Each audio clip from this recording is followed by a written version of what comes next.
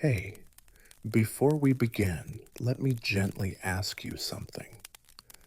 What time is it where you are right now? What kind of night surrounds you? Is your window open to the breeze?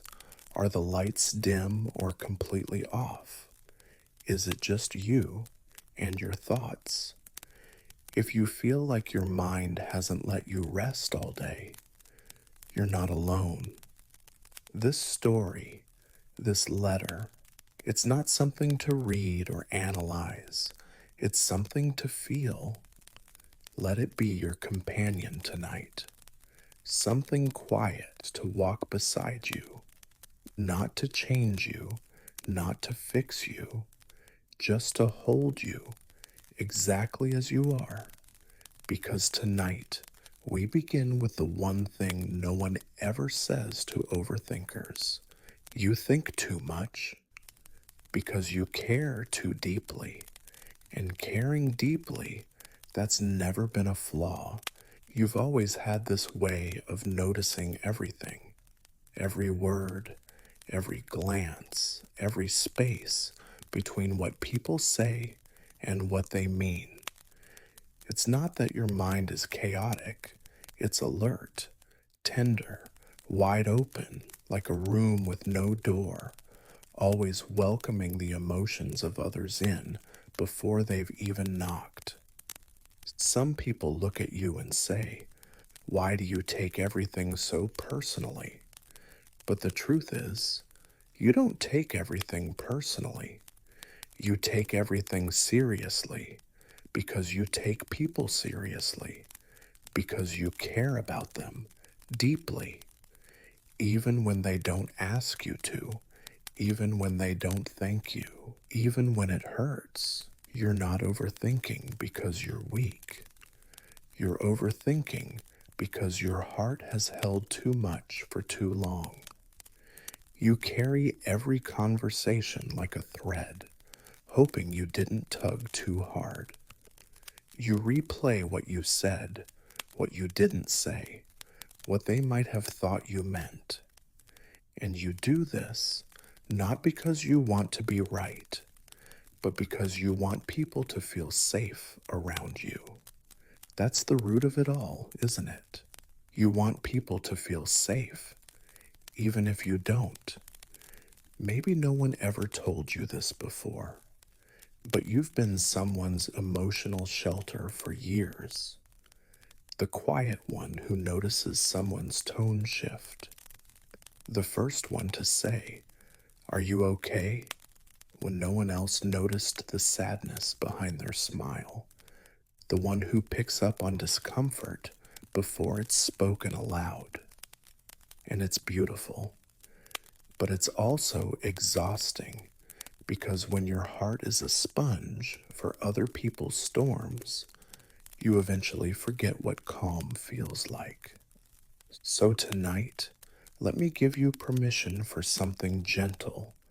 Let yourself be empty, just for now. Not strong, not helpful, not wise, not holding it all together, just quiet, breathing still. If thoughts come, let them float past. You don't have to fix them. You don't have to explain them. You don't have to follow where they go. Just let them pass, like clouds across a moonlit sky. Sometimes I think your mind overthinks because it's trying to protect your heart, like a tired sentry who won't stop pacing the walls, even after the danger's passed. That's how much you care.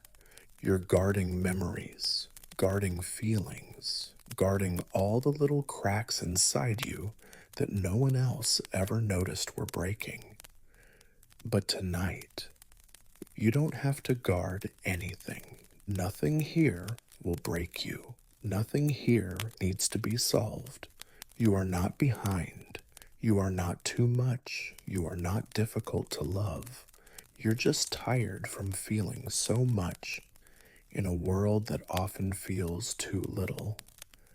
I know how it feels to lie awake with the lights off, staring at the ceiling as your thoughts race faster than your breath, to relive moments that no longer exist, to fear ones that haven't happened yet, to wonder if you're the only one who still carries what everyone else forgot. But here, in this quiet place, your overthinking doesn't make you wrong. It makes you human.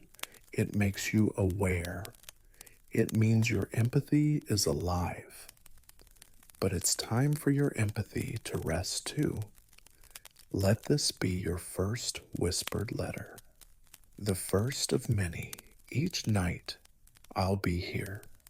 Each letter, like a gentle hand on your back, saying, you don't have to carry this alone anymore. Because you're not here to perform. You're not here to impress. You're not here to prove. You're just here to rest. And if this brings even a flicker of peace to your heart tonight, you can leave a small light below, a soft sign for someone else, saying, hey, I'm healing too. So for now, close your eyes if you haven't already. Let your hands fall to your sides. Let your chest rise and fall without needing to control it. You are safe. You are enough. And you are allowed to rest, not because you earned it, but because you exist. Somewhere between night and almost morning, there is a space where your body aches for sleep, but your mind refuses to surrender. It's not chaos that keeps you awake tonight. It's something softer, a quiet persistence, a single thread of thought tugging gently at the corners of your awareness. You know this feeling well. You've lived inside it more times than you can count.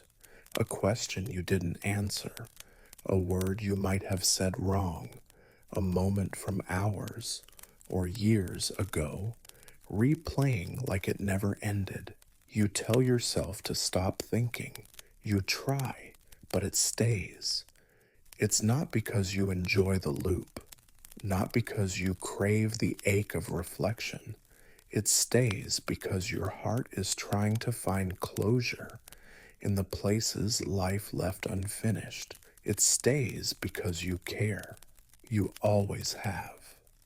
And so the thought lingers, not to punish you, but to make sure you don't miss something important.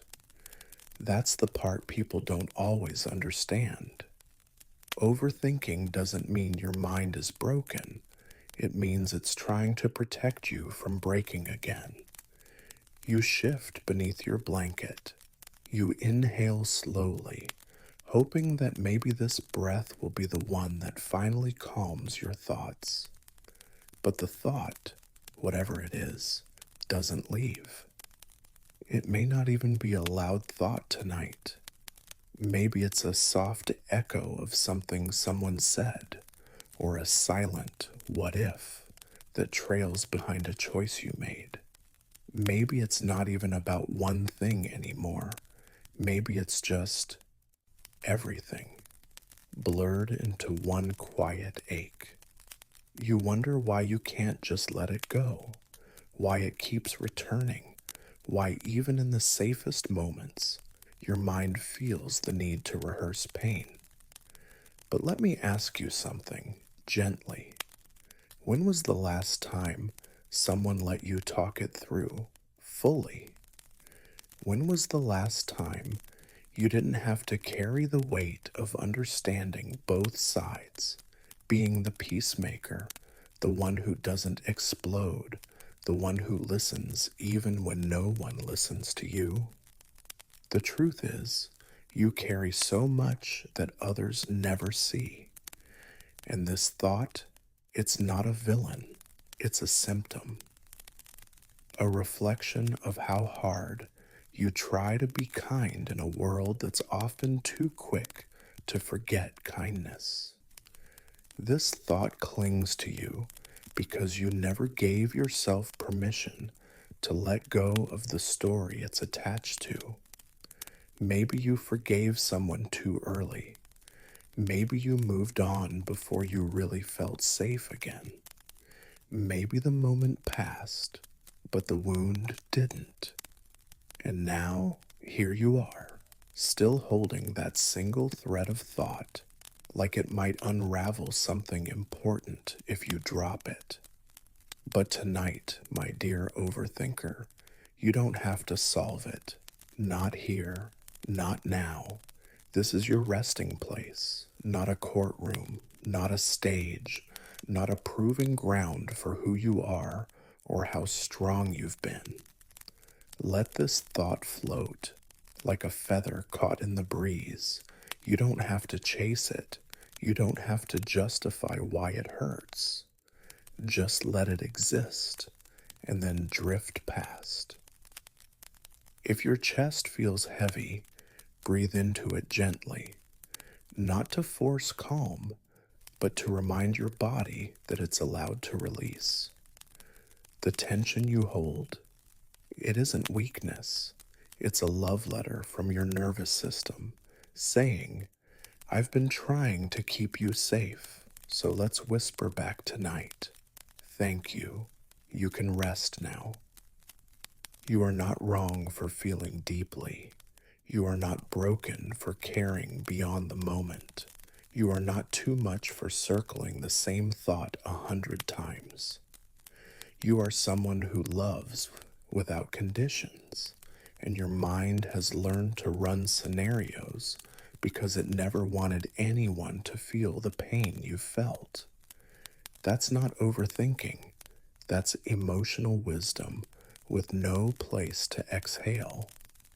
So here, right now, let's breathe together, slowly, softly, like we're cradling a small child who's been crying for too long. You don't have to fix the thought tonight. You only have to witness it, acknowledge it, and then let it dissolve into the air like mist on a window. Not all thoughts want answers. Some just want to be seen. If this thought returns tomorrow, that's okay. Healing isn't a finish line, it's a rhythm, a dance. One night you sleep well, the next you don't. But each time you return here, each time you allow yourself to rest in this space, something soft inside you begins to untangle. Not because you force it, but because you finally stop fighting yourself. So, if you're still holding that thought right now, I want you to picture it in your hands. Imagine it as a small, folded note written in your own handwriting. Maybe it says, I did my best, or I wish I knew what they were thinking. Or maybe it's just blank, because sometimes the ache has no words. Now, gently release it. Let it fall into the sky above you. Watch it rise with each breath. Watch it disappear. You've done enough tonight. You are allowed to rest, even with unfinished thoughts, even with unanswered questions, even with a heart still healing from invisible wounds. You are allowed to rest because you exist, and your existence is not a puzzle to solve. It's a presence to be honored. If this letter met you in the middle of your storm, feel free to leave a small light in the comments below. A whisper to someone else who might be holding the same thought. A way to say, I've been there too, and I made it to the quiet. Now, close your eyes if you haven't already. Let the world shrink down to the sound of your breath. Let the thought go just for tonight. You can pick it up tomorrow if you need to. But maybe you won't have to. Let the silence hold you now. You are safe here. You are home. There are some worries we carry that were never ours to hold in the first place, but we held them anyway because no one else did, because the silence was too loud, because we were the ones who noticed the tension in the room, the unread messages, the unsaid truths hiding behind someone's tired smile. You might not remember when it began. Maybe it was childhood. Maybe it was a single moment when someone else's emotions were so big you felt responsible for shrinking yours. Maybe someone snapped at you when they were having a bad day, and instead of realizing it wasn't about you, you wondered what you did wrong. And so you started scanning the world, trying to stay ahead of every storm, trying to be the calm before someone else's chaos. You learned how to keep the peace even when no one asked you to. You figured out how to walk on emotional eggshells without making a sound. And slowly, silently, you picked up 100 tiny worries that didn't belong to you, but felt like they might if you weren't careful.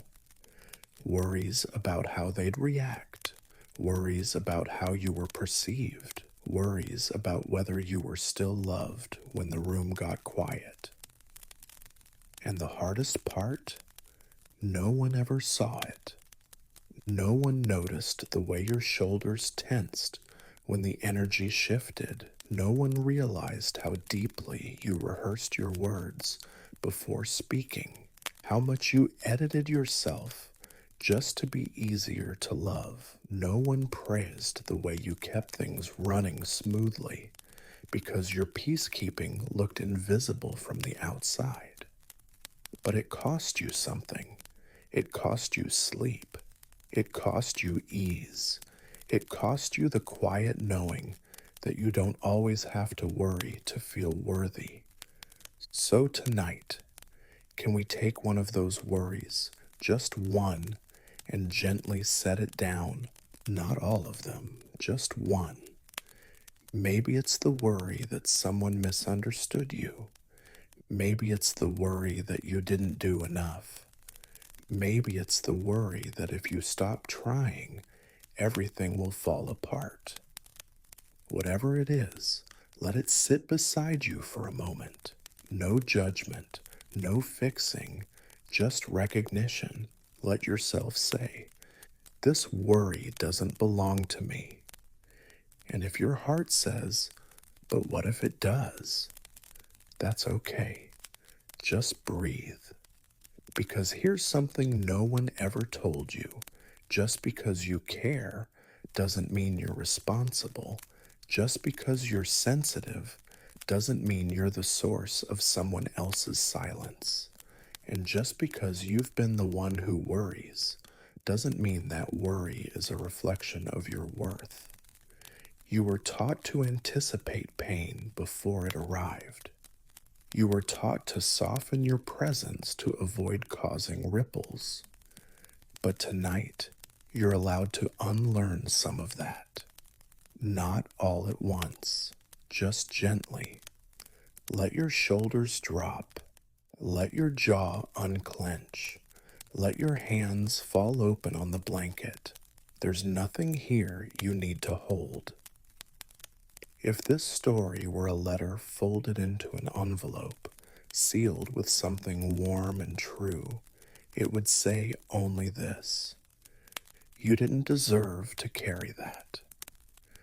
Not the fear of disappointing them, not the pressure to always have the right tone, not the constant second guessing of your own feelings.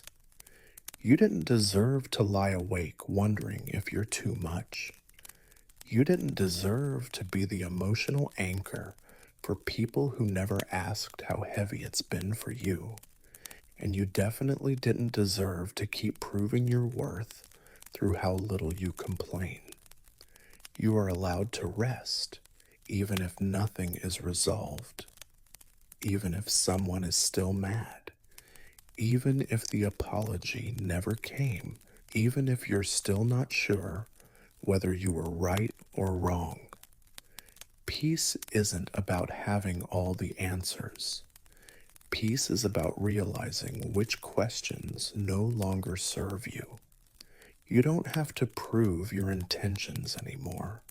You don't have to explain yourself into someone else's understanding. You don't need to worry yourself into being lovable. You already are.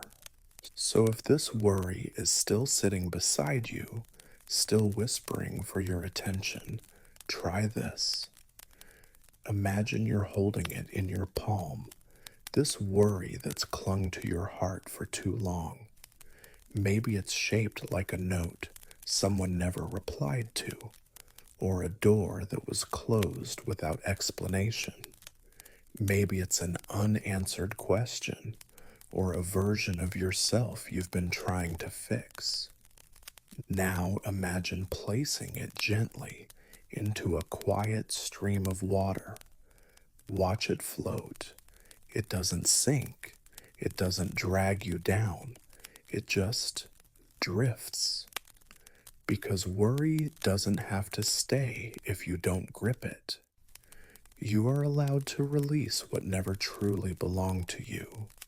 You are allowed to stop carrying what was passed to you out of someone else's unhealed wounds.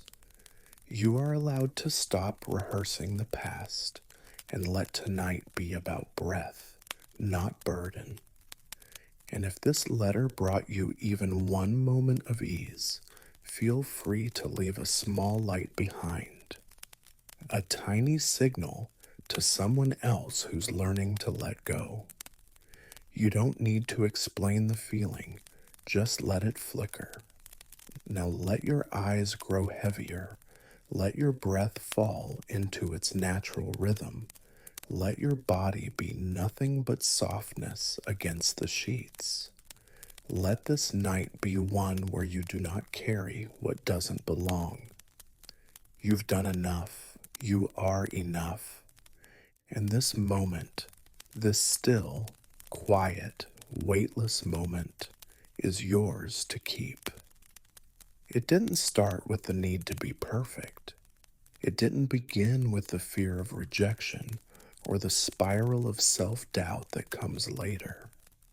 It began with something softer, something honest. You were just trying to help. That's what they forget. That's what you sometimes forget too, in the aftermath, when your heart is heavy with overanalysis and your thoughts race through every word like a post-mortem of a conversation that didn't go as planned. It wasn't about control. It wasn't about being right. It wasn't about attention. You just saw someone in pain, and your instinct was to reach for them. It's who you are. You see the tension in someone's eyes before they speak. You hear what wasn't said in the pause between sentences. You lean in when others step back. And you offer a piece of yourself, your presence, your energy, your tenderness, not because you're trying to fix them, but because you can't ignore pain, even when it's not yours. But sometimes they don't understand. Sometimes your help is taken the wrong way. Sometimes they think you're overstepping or being too much or making it about you. And that's when the shame begins to bloom quickly inside you, like a bruise you can't explain. So you pull back, you shrink, you replay everything you said. You wonder if maybe you were too much. You wonder if you should have stayed quiet, even though silence felt wrong. But here's the truth no one taught you. Intentions matter, and your intention has always been care, even when it was clumsy, even when it wasn't received, even when it ended in silence. You were just trying to help. That doesn't make you weak. That doesn't make you wrong. That makes you human in the most beautiful, aching way. The world doesn't always know what to do with people like you, people who feel first and process later, people who can't watch someone fall apart without reaching for the scattered pieces, people who carry empathy like it's oxygen. The world doesn't always understand that kind of love, but that doesn't mean you need to stop offering it. It just means you need to offer it to yourself too, because tonight you're the one who's been bending under the weight. Tonight, you're the one whose thoughts are loud, whose heart is heavy, whose spirit is tired from trying so hard to be good, to be enough, to be helpful. So let me be the one to hold space for you now. Let me be the voice that says, you are not a burden. You are not embarrassing. You are not too intense or too sensitive or too emotional. You're just someone who loves fully in a world that often loves halfway. And if someone didn't understand the care behind your words, that's okay. Not everyone speaks the language of emotional depth. Not everyone is ready for the kind of support you offer. Some people need to fall apart in silence. Some people aren't used to someone staying when things get messy. And some people, honestly, were never taught how to receive love without suspicion. But none of that makes your offering invalid. It just means you crossed paths with someone who wasn't ready. And that's not your fault. So if you're sitting in bed right now, wondering whether you should have said less, done less, cared less, I want you to know something. You didn't do anything wrong. You saw a wound and you moved toward it. You saw someone cracking and you tried to be the glue. You offered your heart not to be praised, but because it's your instinct, and that instinct is beautiful. Still, you're allowed to rest from it. You're allowed to not always be the strong one, the supportive one, the emotionally fluent one. You're allowed to mess up sometimes. You're allowed to say the wrong thing and still mean well. You're allowed to be misunderstood and not spiral into guilt. You're allowed to just be. No saving, no soothing, no helping, just breathing. So tonight, if your thoughts are telling you that you shouldn't have gotten involved, or that you made things worse, or that you were too much again, breathe and repeat softly, I was just trying to help. That's not an excuse, that's a truth. A soft, steady truth wrapped in kindness. Now, imagine this moment. You're sitting by a fireplace, the room quiet, the air warm. There's no one here but you and the memory of a time you tried to help and got hurt instead. Maybe it was a conversation with someone you cared about. Maybe it was a gesture that wasn't returned. Maybe it was a silence that made you question your worth.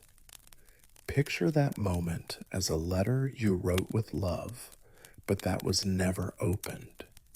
Now, in this quiet room, you're holding that letter, not to send again, but to set down in the flames, not out of anger, but out of release. Let the fire hold it now. Let it burn with the warmth of your truth. Let it be seen, if only by yourself. You tried to help. You did what you could. And now you get to let go. If that brings you any ease tonight, even the softest kind, feel free to leave a light below, a soft signal in the dark that says, I tried too, and I'm learning to rest. Close your eyes now. Let your chest rise gently. Let your body go limp beneath the blanket. Let your heart breathe in peace for once. Instead of responsibility, you were just trying to help. And that is enough. There's a quiet ache that comes with being the one who always understands, the one who listens longer than they speak, the one who nods, reassures, absorbs, and steadies the room. People call it strength. They say you're so grounded, so emotionally wise, but they don't see what it costs. They don't see what you're carrying when the night finally wraps itself around your tired body and all the emotions you tucked away during the day come crawling back. You've become someone who holds the whole world in your chest, not because you want to, not because you were asked to, but because something inside you couldn't bear to let anyone feel alone. You remember details no one else remembers, the crack in someone's voice, the slight shift in energy when the room grew tense. You catch feelings before they fully form in others. You interpret silences like second languages. You carry the weight of everyone else's sadness, as if their pain has your name on it too. And it's heavy, isn't it? So heavy. But you don't drop it. You've convinced yourself that if you just stay strong, if you just hold it together for one more day, the people around you will be okay.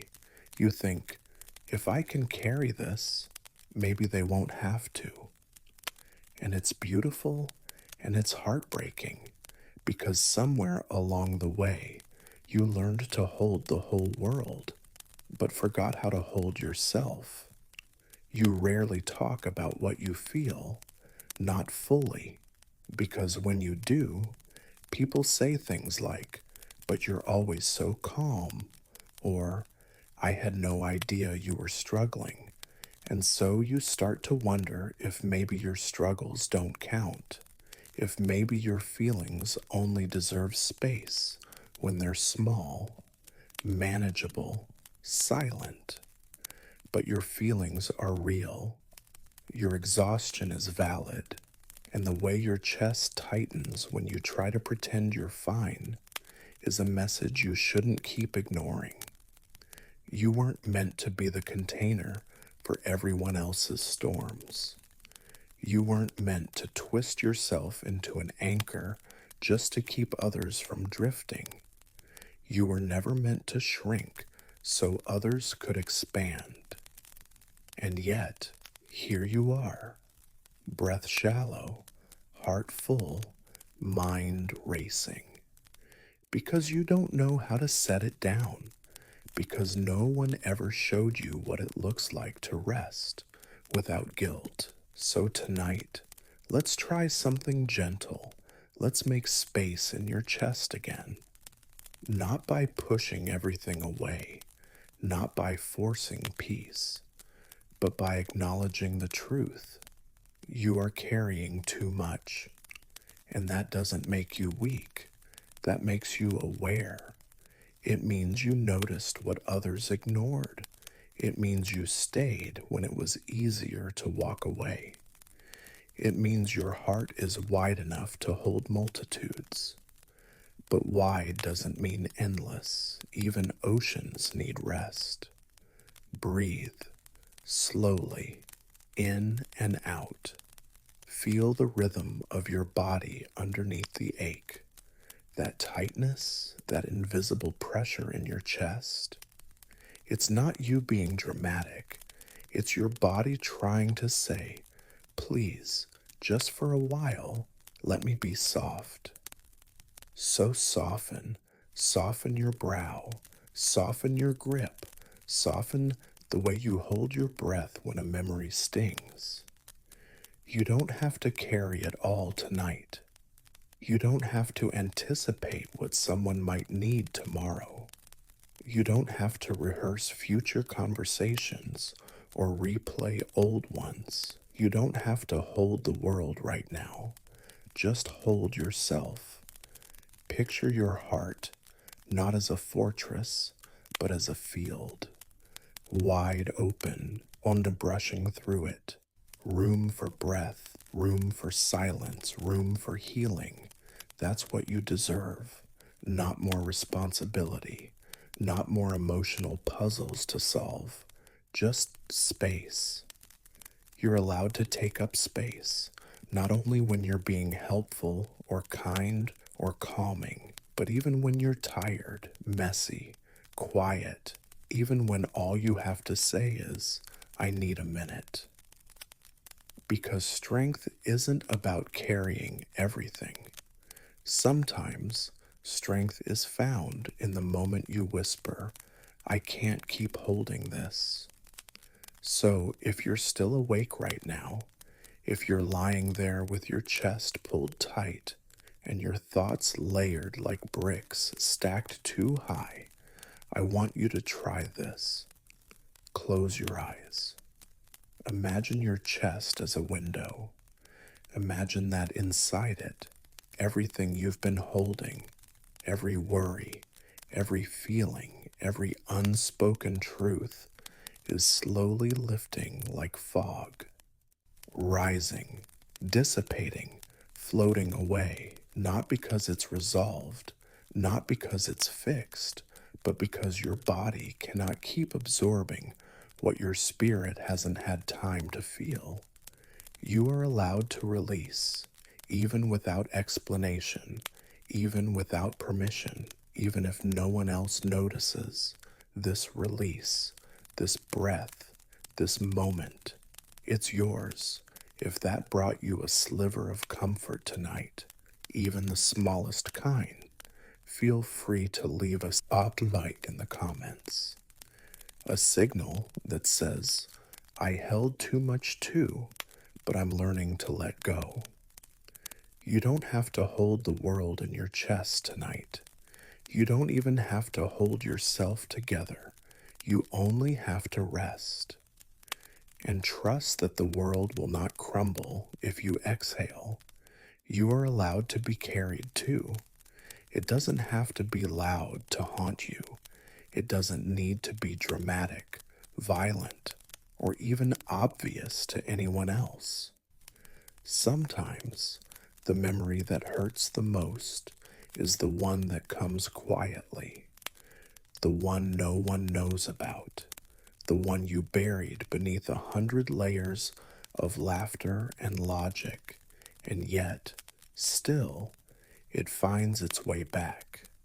You know the one, the moment you flinch at in the middle of an otherwise peaceful day, the one that slips into your chest just as you begin to rest, the one that whispers, you should have known better, you should have done more, you shouldn't have trusted them.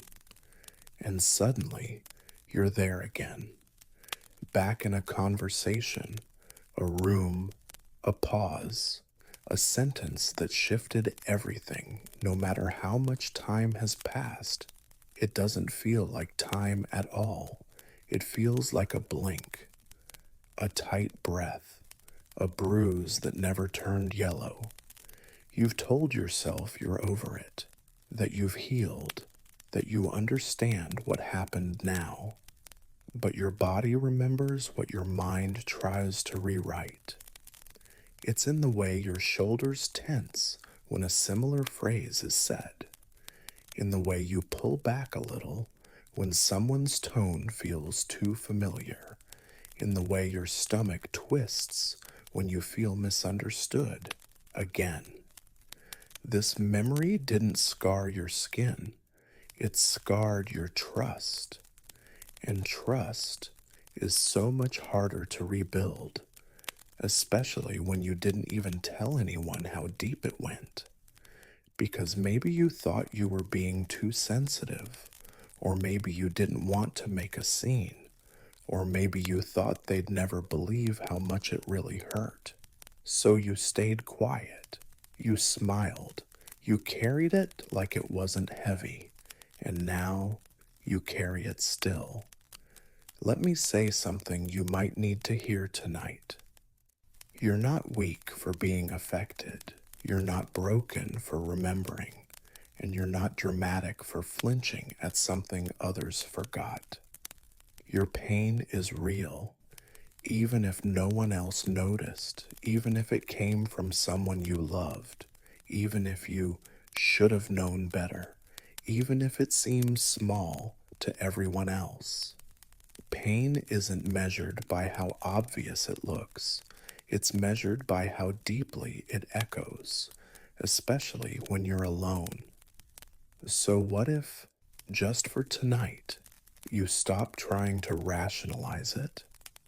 What if you stop trying to analyze the memory like it's a puzzle to solve?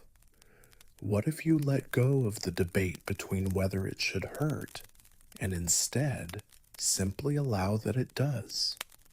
There is power in softness. There is healing in saying, "This hurt me." Full stop, no justification, no minimizing, no apologies, because sometimes the wound needs acknowledgement more than it needs explanation. Now, let's sit with that moment, gently, without resistance, not to relive it, but to witness it, safely, with distance and with care. Picture the version of you who lived that memory. Where were you? What did you need that you didn't get? Was it protection, understanding, validation? What would you say to them now? Not as the overthinker who replays it endlessly, but as the person you are tonight. Would you wrap your arms around that version of yourself? Would you say, "I'm so sorry they didn't treat you gently"? Would you whisper, "You didn't deserve that"? Would you hold their face in your hands and say, "You matter, your pain matters," because you do, and it does, that flinch you feel when the memory resurfaces? That's your body trying to protect you. It's not weakness, it's memory in motion, a signal that something once hurt you deeply, and it's okay if it still does. Healing isn't erasure, it's permission. Permission to say, "I remember, and I'm still learning how to be gentle with that part of me." So breathe now. Breathe into the place where the flinch lives. Not to force it away, but to soften the edges around it. You're not trying to forget. You're learning to hold it with kindness. Because tonight, you're safe. No one can hurt you here. Not the people in the past, not the voice in your head, not the memory that rises when the room goes still. You are in control of how you cradle your heart now, and you're allowed to hold it like something sacred, because it is. And if this memory still lingers after the story ends, if your mind keeps trying to go back, just gently remind it, "I don't need to relive this to heal it. I only need to be with it and breathe." And then let it rest beside you. It doesn't need to be chased or solved or buried again. It just needs somewhere safe to land, somewhere quiet, somewhere warm, like this story, like this breath, like this night, if any. Of this held your heart tonight, even for a moment. Feel free to leave a small light in the comments. A soft flicker in the dark that says, "I remember too, and I'm learning to flinch less." Close your eyes now. Let the air in the room grow still. Let your breath slow to a rhythm that feels like peace. Let the memory rest, and let yourself do the same. You've carried it long enough. Now it's your turn to be carried. Somewhere deep in your chest, beneath the clutter of overthought moments and the echoes of unspoken worries, lives a truth that no one else sees quite the way you do. It's the truth that you care more than most, more than you show, more than you've ever been able to explain. And sometimes it feels like a curse because caring that much can be lonely. People tell you, don't let it get to you, or you're too sensitive, or why do you let it bother you so much? And you smile, nod, and say, I know, even when you don't, even when you wish they could live one night in your mind, just to understand what it's like to feel everything all the time. You care when someone's tone changes. You care when someone forgets to text back. You care about birthdays no one else remembers, memories no one else holds, details so small they'd go unnoticed if it weren't for you. And it's not because you're dramatic. It's not because you want attention. It's because your heart is wired for depth. You were built to feel, and feeling isn't something you can mute. It seeps into everything, into how you speak, how you love, how you hurt, and yes, into how you overthink. You've probably been told more times than you can count that you care too much, that you should learn to be colder, harder, more detached, but that never felt right, did it? Because the moment you try to stop caring, you lose yourself. You feel numb, disconnected, like a ghost in your own life. And that hurts even more than caring too deeply ever did. Because your caring is not a flaw, it's a form of quiet bravery. It's the part of you that stays awake when everyone else has already gone to sleep on someone's pain. It's the part of you that refuses to abandon what matters, even when it would be easier. The truth is, you care too much because you've seen what it's like when no one does. You've been in rooms where pain was ignored. You've watched people break quietly while the world kept moving. You've known what it feels like to suffer invisibly. So now, you make sure no one else has to. That kind of empathy doesn't come from nowhere. It's born from something, from ache, from awareness, from the need to give others what you once went without. And yes, sometimes it backfires. Sometimes you give and get nothing in return. Sometimes your care is taken for granted, or worse, used against you.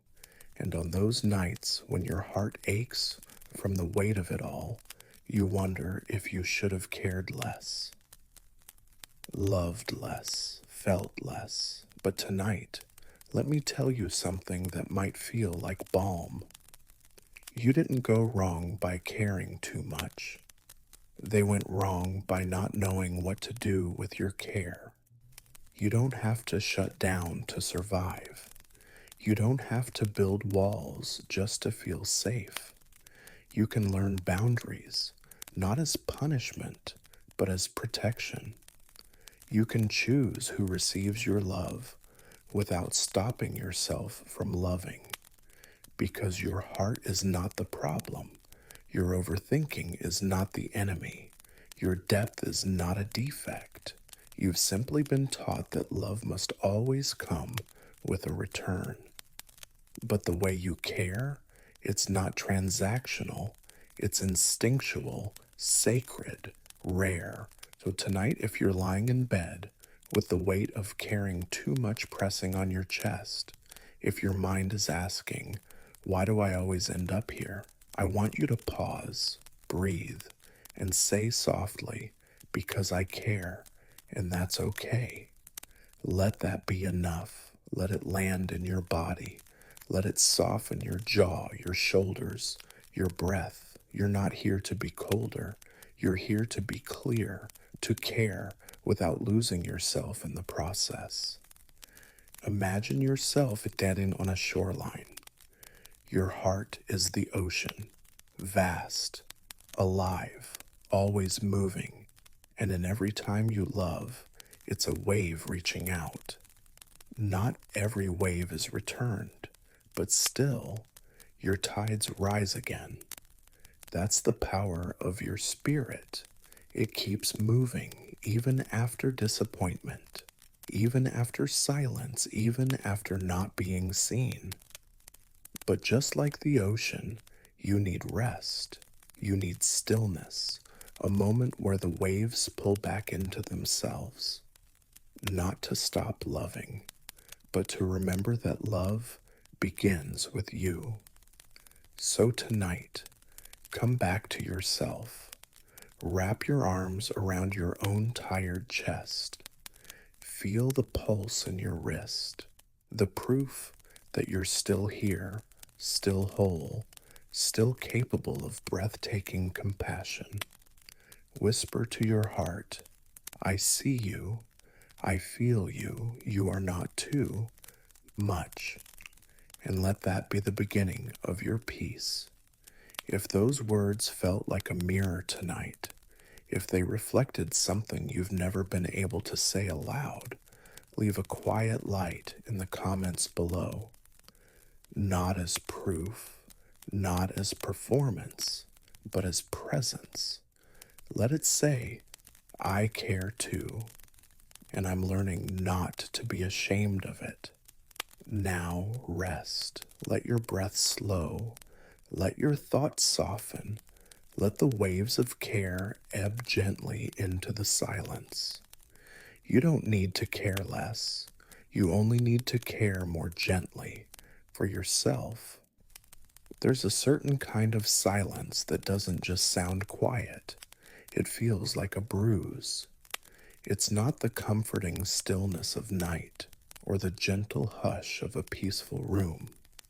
It's the kind that presses on your chest, the kind that makes you wonder what you did wrong. A message left unseen, a reply that never came, a moment where someone once made space for you and then didn't. You tell yourself not to take it personally. You try to rationalize. They're probably just busy. You replay the conversation in your head. Was I too much? Did I say something wrong? And then, as always, you blame yourself. Not loudly, not with anger, but in the soft, exhausting way that only overthinkers do. You carry that silence like a mirror turned inward, asking it to reflect your worth. Here's the thing no one teaches us growing up. Silence doesn't always mean rejection, but when your heart is sensitive, when your past holds moments where love was withdrawn without explanation, silence feels like being abandoned all over again. You remember those moments, don't you? The times someone pulled away and never said why, the time they grew distant while you stayed close, the time they made you feel like too much for asking to be heard. And so now, when someone doesn't respond, even once, your mind fills the gap with fear. Because silence is a blank page, and overthinkers are storytellers. You try to resist. You try not to text again. You stare at your phone, refresh the app, wonder if they've forgotten you, or worse, remembered and chosen not to speak. and it hurts. Not because you expect constant validation, but because when you care with your whole heart. And when there's no reply, it doesn't just feel like absence. It feels like erasure, like you never mattered in the first place. But let me tell you something with warmth in every word. Their silence is not your rejection. Their lack of response is not proof that you are unworthy of connection. Sometimes people drift. Sometimes they don't know how to show up. Sometimes they're tangled in their own inner noise and forget that someone is waiting on the other side. It's not about you, even when it feels like it is.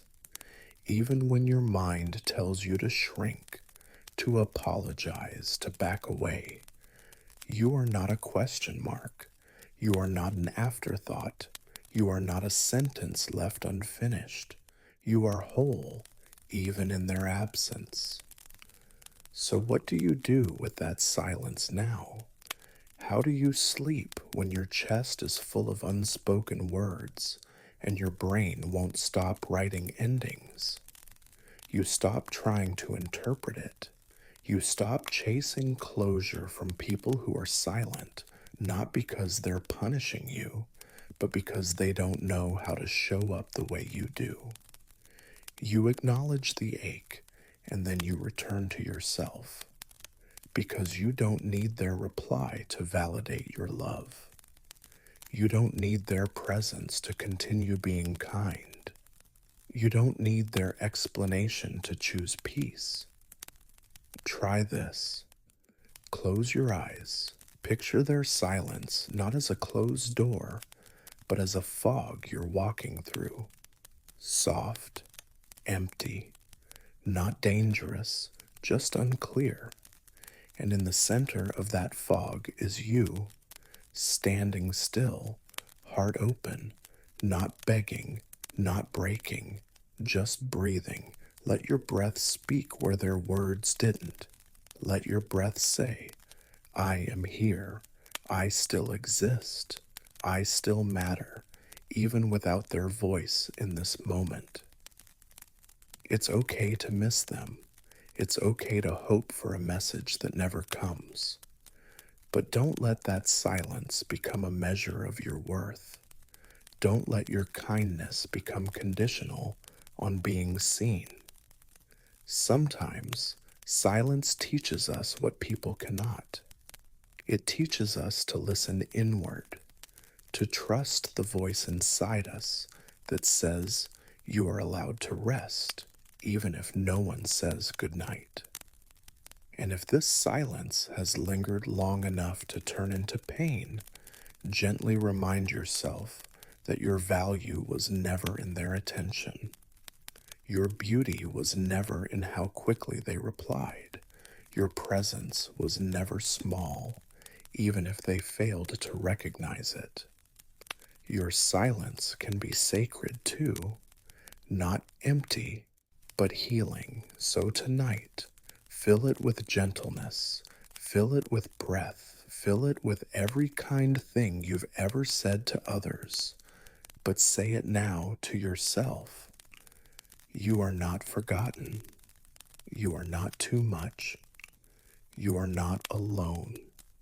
And if you feel the ache pressing against your ribs still, if the silence feels too loud tonight, leave a quiet light in the comments, not to get noticed, not to be answered, but to say, I feel this too, and I'm still here. You are not a mistake waiting for a response. You are a whole story, even in quiet. And this night is yours to reclaim. Let their silence be silent. Let your heart be loud with compassion and sleep. You didn't do it for credit. You didn't offer your heart hoping it would be returned with applause. You didn't stay up late listening to someone's fears because you wanted them to owe you. You didn't reach out just to be seen as good. You were kind because it's how your soul breathes. You offer kindness the way the sky offers light, not to be praised, but because withholding it would feel unnatural. It's your instinct, your rhythm.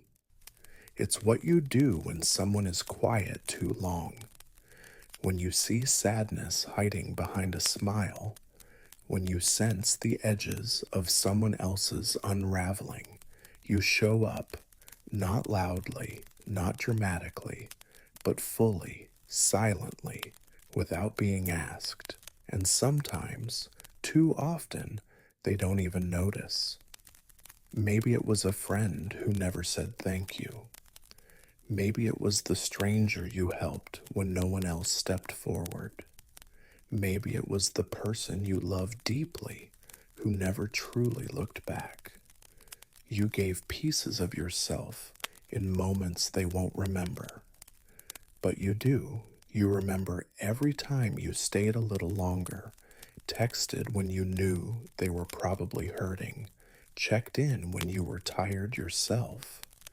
You remember every soft offering that came from a place so deep you couldn't name it.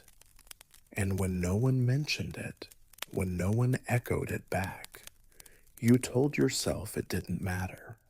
You told yourself, it's fine. I don't need anything in return. And you meant it, mostly.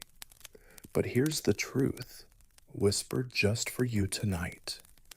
Kindness deserves to be held too, not because you need praise, but because being kind in a world that is often indifferent takes energy, real energy.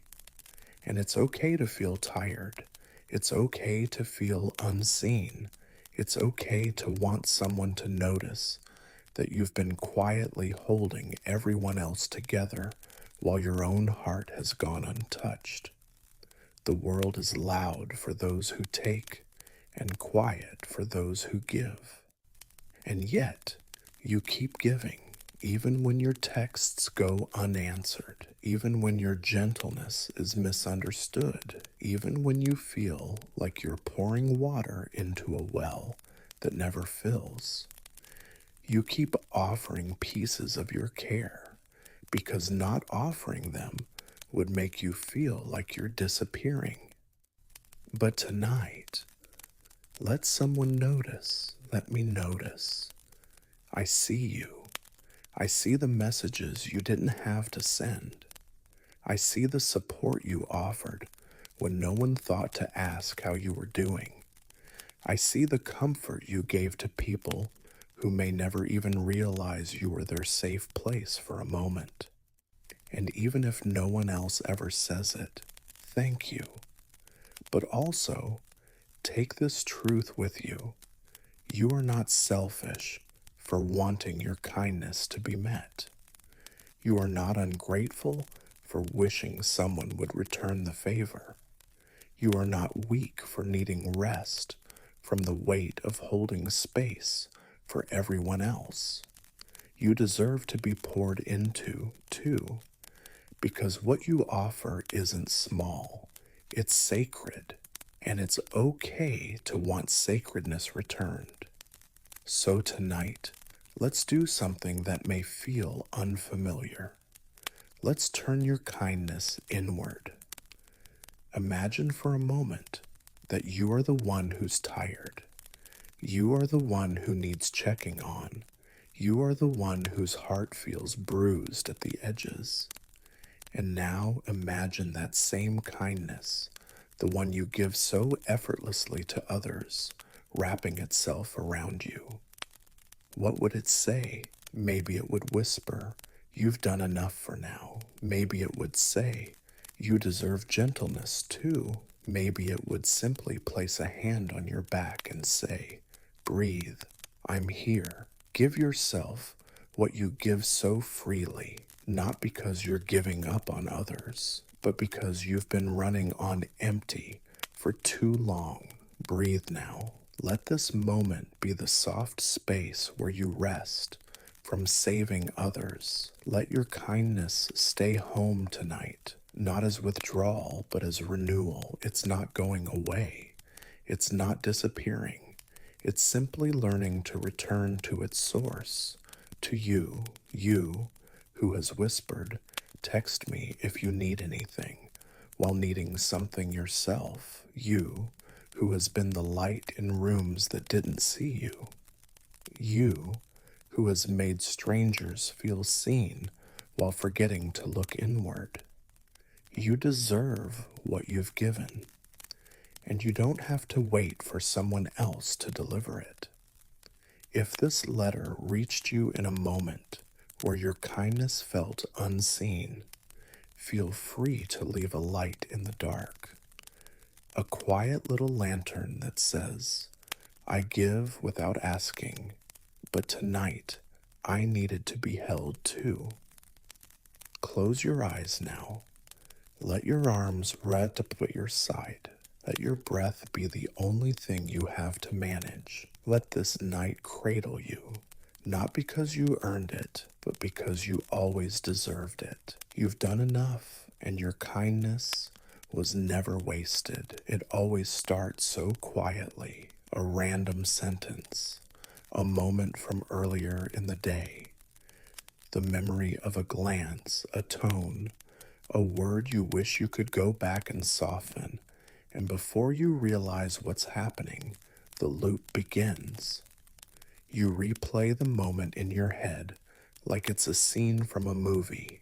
What you said, what they might have meant, what you should have said instead, and underneath it all, a steady whisper. Did I make things worse? You turn the moment over and over, like a stone in your hand, hoping the edges will smooth with enough repetition. But they don't. The moment stays jagged, not because it was wrong, but because you care. You care about how your words land. You care about the silence that follows. You care about how someone might have felt afterward, even if they walked away smiling. People might tell you it's overthinking. They might say, "Let it go," or "They probably didn't even notice." And maybe they're right. But your heart notices what others miss. You're not just replaying the conversation for no reason. You're trying to understand, to make sense, to offer the best of yourself, even in hindsight, because that's what overthinkers do. You revisit the past, not to punish yourself, but to find the cracks where love might have leaked out. You stay up replaying conversations because you're the kind of person who wants people to feel safe around you, seen, heard. And when you're not sure if that happened, your mind won't rest. But here's a truth I want to wrap you in tonight. You are allowed to stop mid-loop. You are allowed to close the door on a scene that no longer needs your editing. You are allowed to believe, just for tonight, that you showed up with a good heart. Even if your words weren't perfect, even if you didn't say everything you wanted to, even if the conversation ended in awkward silence, you were there, you tried, you cared, and that is more than enough.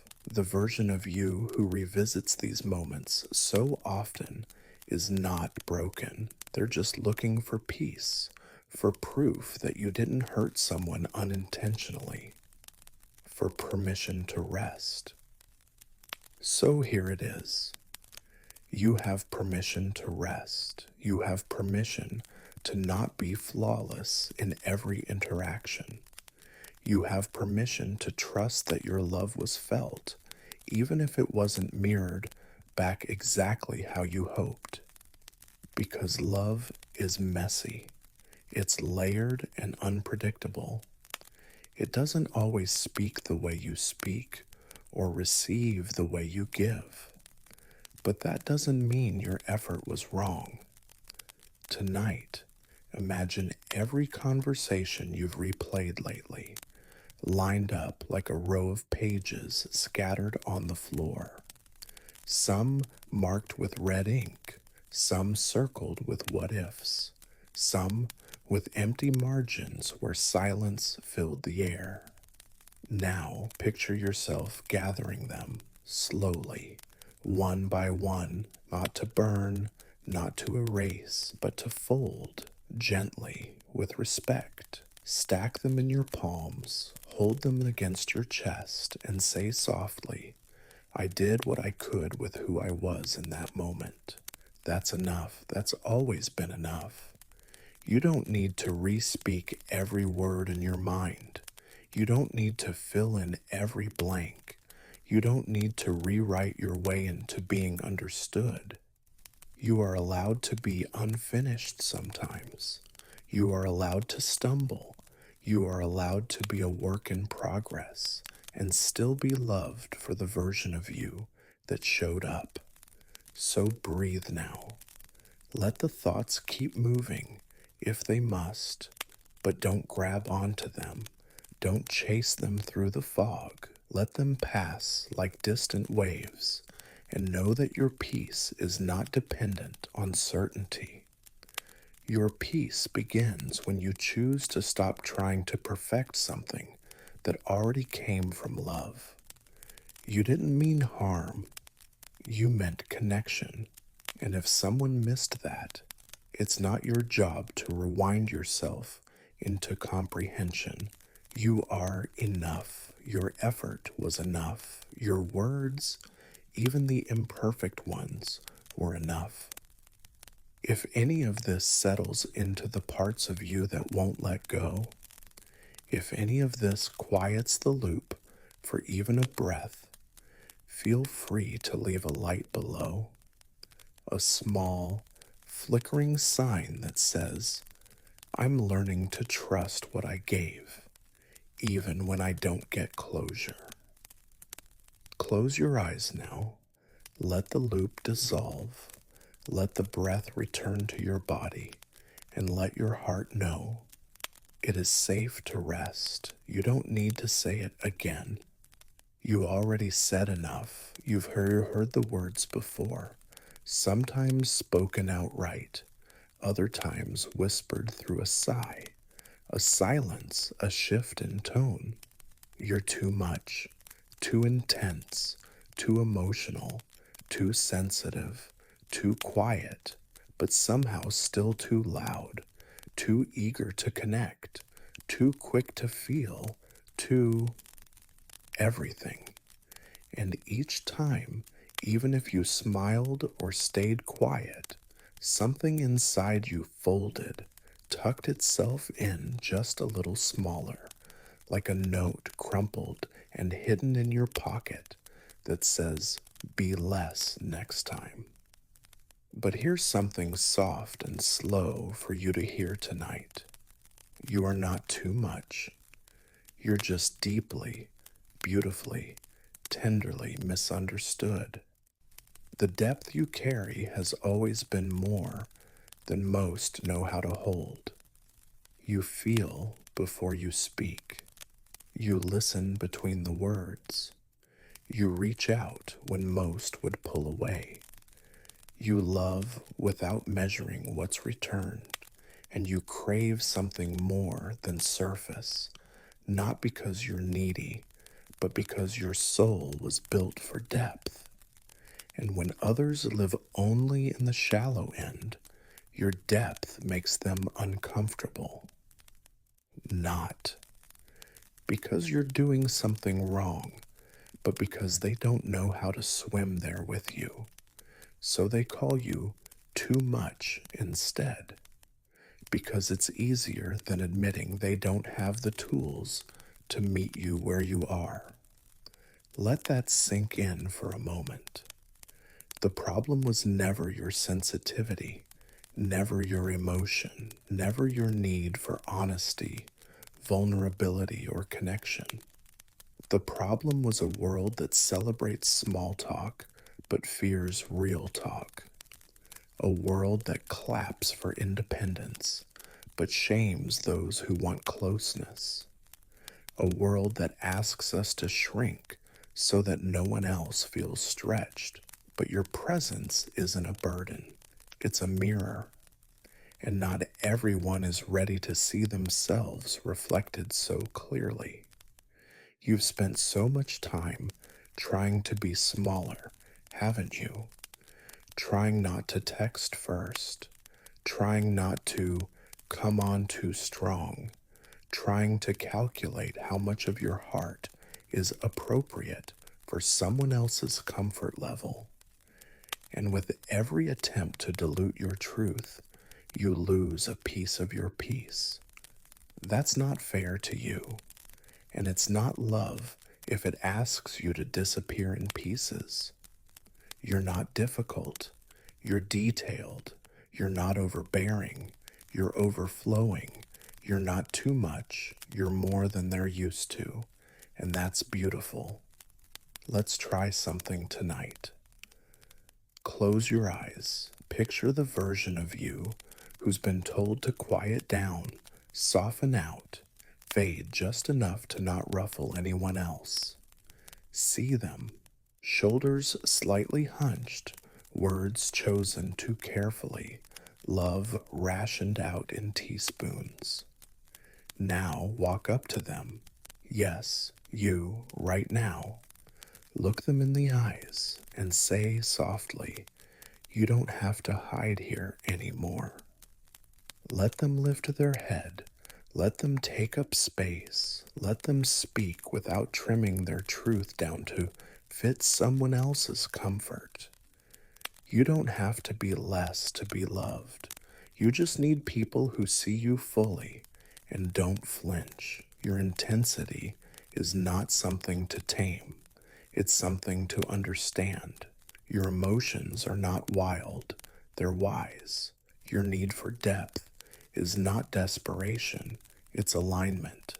And your craving for connection is not excessive, it's honest.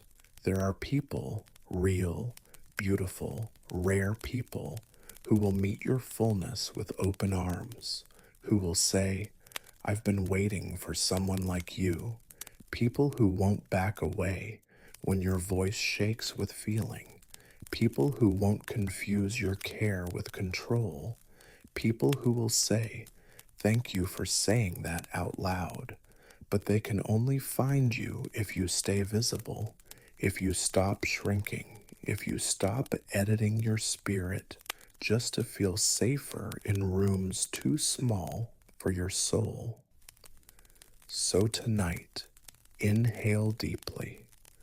Exhale the shame that came with being called too much. Exhale the habit of translating silence as your fault. Exhale the years of learning how to hold back just enough not to scare anyone away. And now speak, even if only in your mind. I am not too much. I am exactly as I should be, and the people who are meant to love me will never ask me to be less. Let that truth hold you. Let it settle into your chest like a lullaby. Let it move through your body like something sacred. Let it replace every memory of someone looking away when you needed them to lean in. And if this felt like a letter you've needed for years, if these words reminded you of your worth, feel free to leave a quiet light in the comments. Not for validation, but as a signal to someone else who's been folding themselves into someone else's shape for far too long. Let it say, "I'm not too much either. I just needed someone who could see me clearly." Now sleep, as you are, whole, vast, worthy. You do not have to shrink to belong. It wasn't your story. It wasn't your wound, but you felt it like it was written across your chest. Maybe it was a friend who broke down over the phone. Maybe it was a loved one who didn't say they were hurting, but you felt it anyway, in the space between their words. Maybe it was someone you barely knew, and yet their sadness wrapped itself around you as if your soul had been waiting to catch it. You didn't ask for it, you didn't go looking for it, but it found you because some hearts don't have to be invited to feel. Some hearts just know, and yours is one of them. There are nights when you lie awake, not from your own pain, but from the pain you borrowed, quietly, silently, without being asked. You carry the ache of others like a memory stored in the softest part of your body. You replay their stories. You think of the right words you could have said. You wonder if they cried after they hung up. You wonder if they still feel alone. And even though you're exhausted, you stay with it, because letting go of their pain feels like abandoning them, and you've never been one to abandon. But here's what you need to hear tonight, gently, without judgment.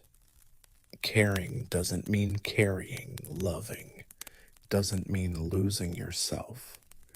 Being there for someone doesn't mean holding every shard of their heartbreak in your own two hands.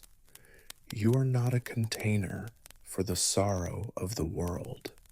You are a mirror, a witness, a presence, but not a prison for feelings that don't belong to you. And I know that's hard to accept, because your instinct is to absorb, to wrap yourself around pain like a blanket, to hold it until the sharpness dulls. But even the softest hearts deserve boundaries. Even the most intuitive souls need rest. Think back for a moment to that night you felt someone else's ache so deeply it hollowed out your sleep. Maybe they didn't notice. Maybe they never thanked you. Maybe they don't even know the space you held for them in the dark. But that moment left a mark on you, didn't it? A quiet one, invisible to most, but heavy just the same. And here's the part that no one says out loud: that weight matters. Even if it came from love, even if you carried it willingly, even if you do it again, it still mattered, and it still asks to be released. So tonight, if your chest feels full of someone else's grief, if your body is aching with empathy that doesn't have a name, I want you to picture a shoreline. You're standing barefoot, and in your hands are the pieces of someone else's pain, not yours, but still real. One by one, you place each piece into the water, not to forget, not to disrespect, but to return it to the sea where it belongs. Let the ocean hold it now. Let the waves do the work your heart no longer needs to carry. You were there. You showed up. You cared. That was enough. And if they still hurt, you can care without carrying. You can love without losing yourself. You can be present without bleeding for every sadness that passes your path. Your empathy is not a flaw, it is your magic. But even magic needs to recharge. Even light needs darkness to rest in. Breathe now. Let this moment be the one where your soul sighs, where your spine softens, where you stop rehearsing someone else's wounds and start tending to your own.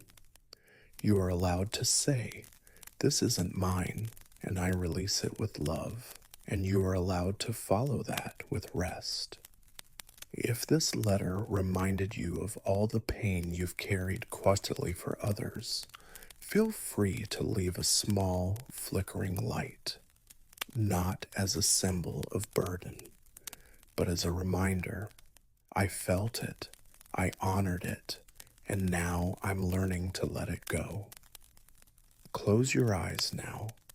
Let your breath return to you. Let the water take what no longer belongs on your shoulders. Let the night hold you for once. You are not a lifeboat. You are a soul, a beautiful, deep, human soul, deserving of peace. You've always been the fixer, the one who sees a problem before it's even spoken aloud, the one who senses when something's off and tries to smooth the edges before anyone else feels the sharpness. You're the one who leans in when others pull away, the one who says, "It's okay, I've got it," even when you don't, especially when you don't. You grew up thinking that love meant repair, that being needed was the same as being loved, that your worth was tied to how useful you were. So when someone cried, you offered solutions.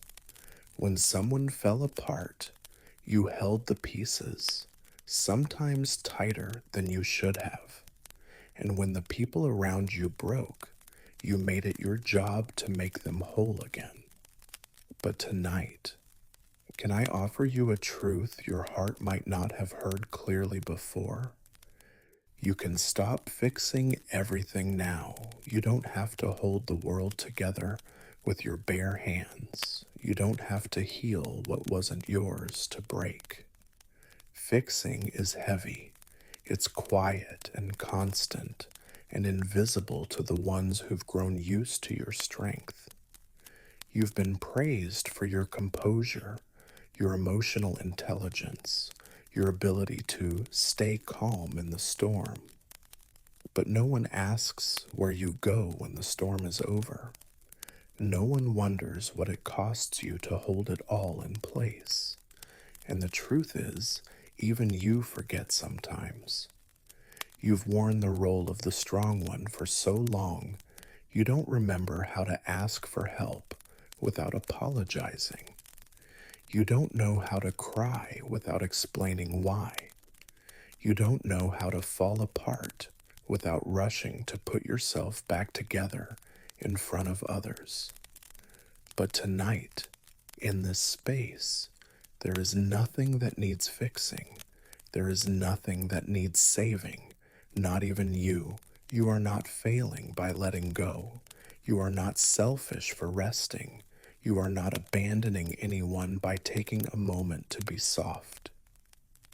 Because the truth is, sometimes trying to fix everything is the very thing that breaks you. Not all pain needs a plan.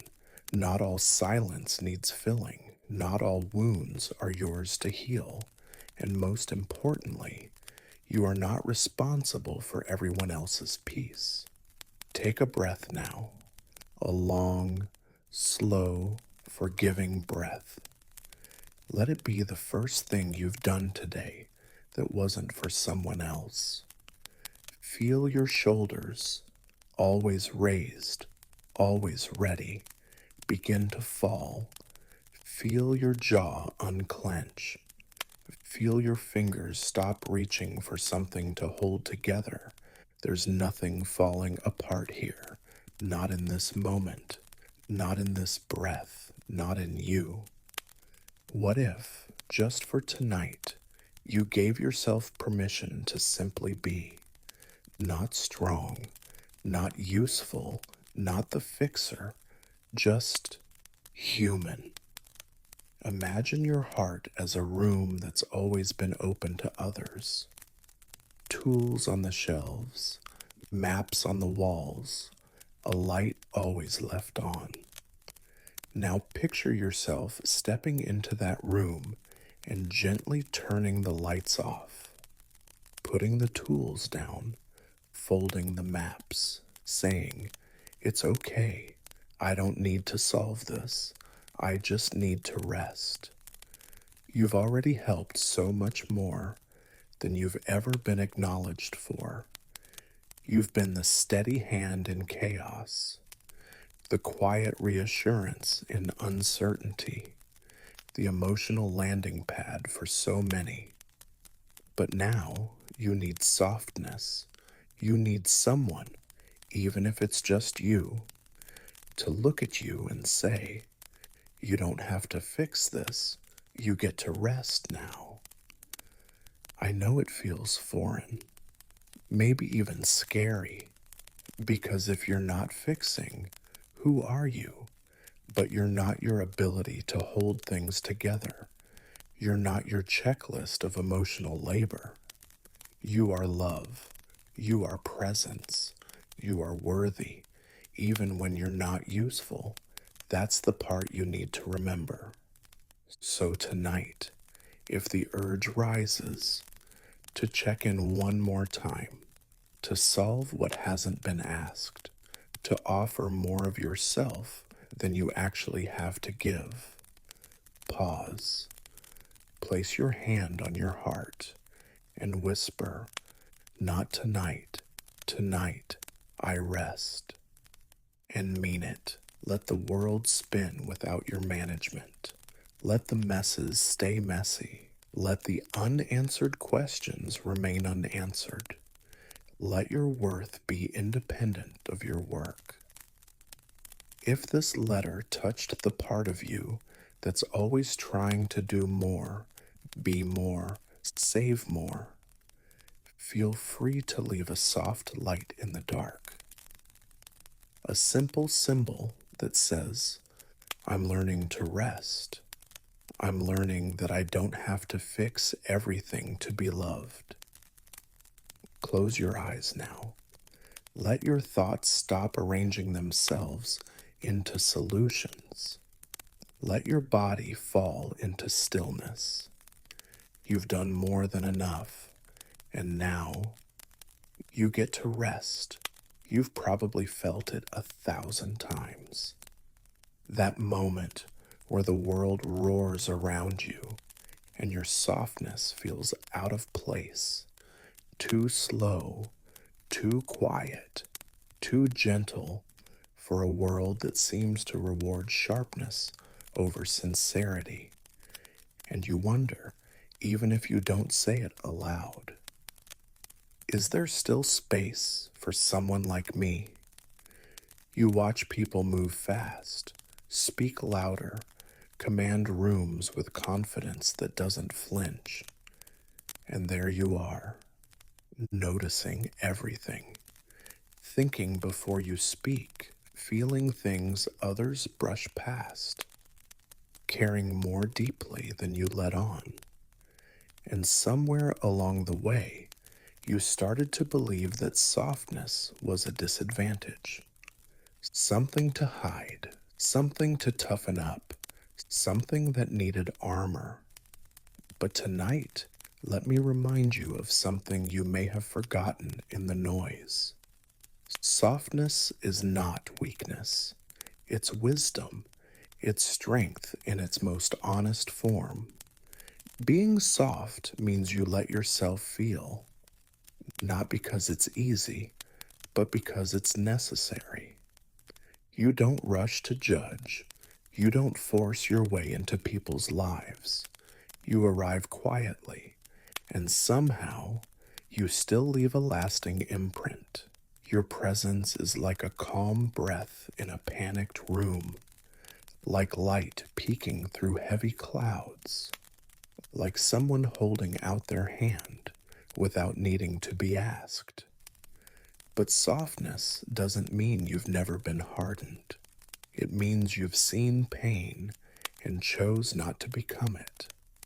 It means you've been hurt and still find ways to heal others. It means you've been silenced and now you listen more deeply than anyone else in the room. This world can be loud. It can feel like everyone's shouting over each other just to be heard. And when you're soft, you often go unheard.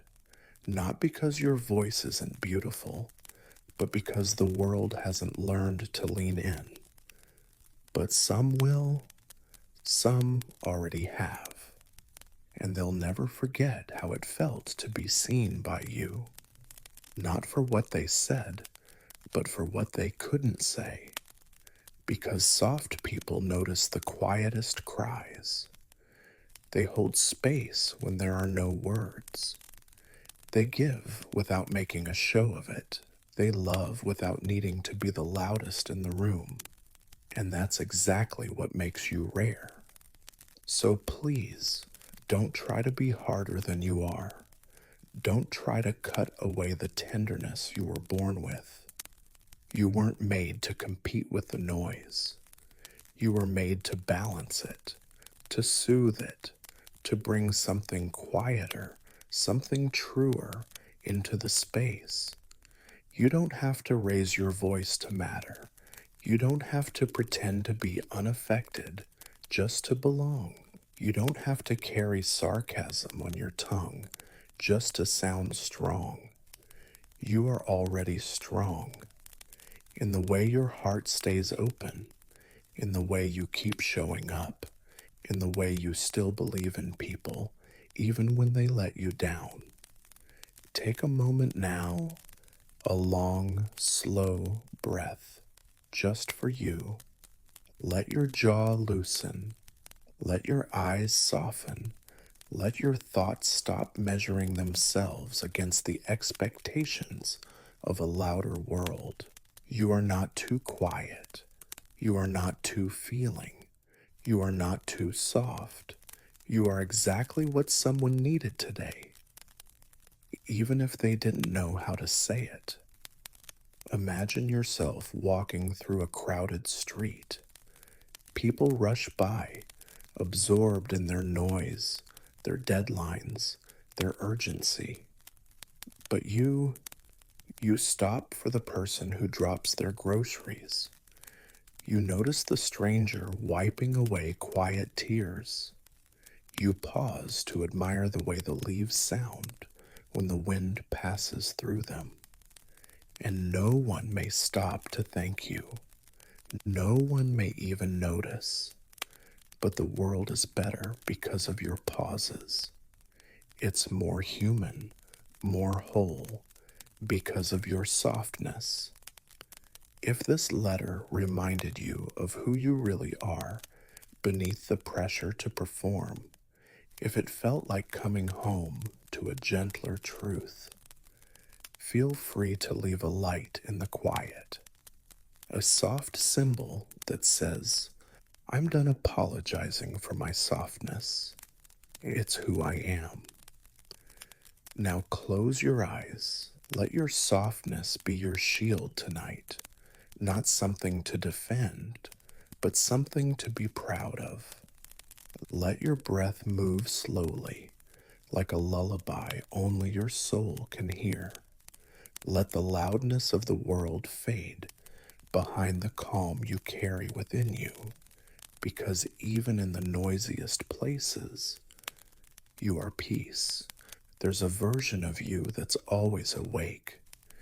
Even when you sleep, they linger just behind your eyelids, still watching, still wondering, still preparing for what might come next. They are the planner, the checker, the quiet worrier who tucks the world in while forgetting to do the same for you. You've lived with them so long that you might not even notice how often they rise to the surface. They're there when you double check your words before sending a message. They're there when you scan a room to make sure everyone else is okay. They're there when you lie in bed, exhausted, but your thoughts begin pacing like sentries on a wall. This version of you doesn't hate you. They're not trying to sabotage your rest. They were born the first time you learned that safety meant staying ahead of pain. That peace had to be earned. That stillness was only allowed after everything and everyone else was okay. and somehow they never stopped working. You can feel them now, can't you? That constant hum of mental motion, the voice that says, "Did you forget something?" The reflex that kicks in when a moment feels too calm. The inner pull that makes you reach for your phone just to check again, even if there's nothing urgent waiting.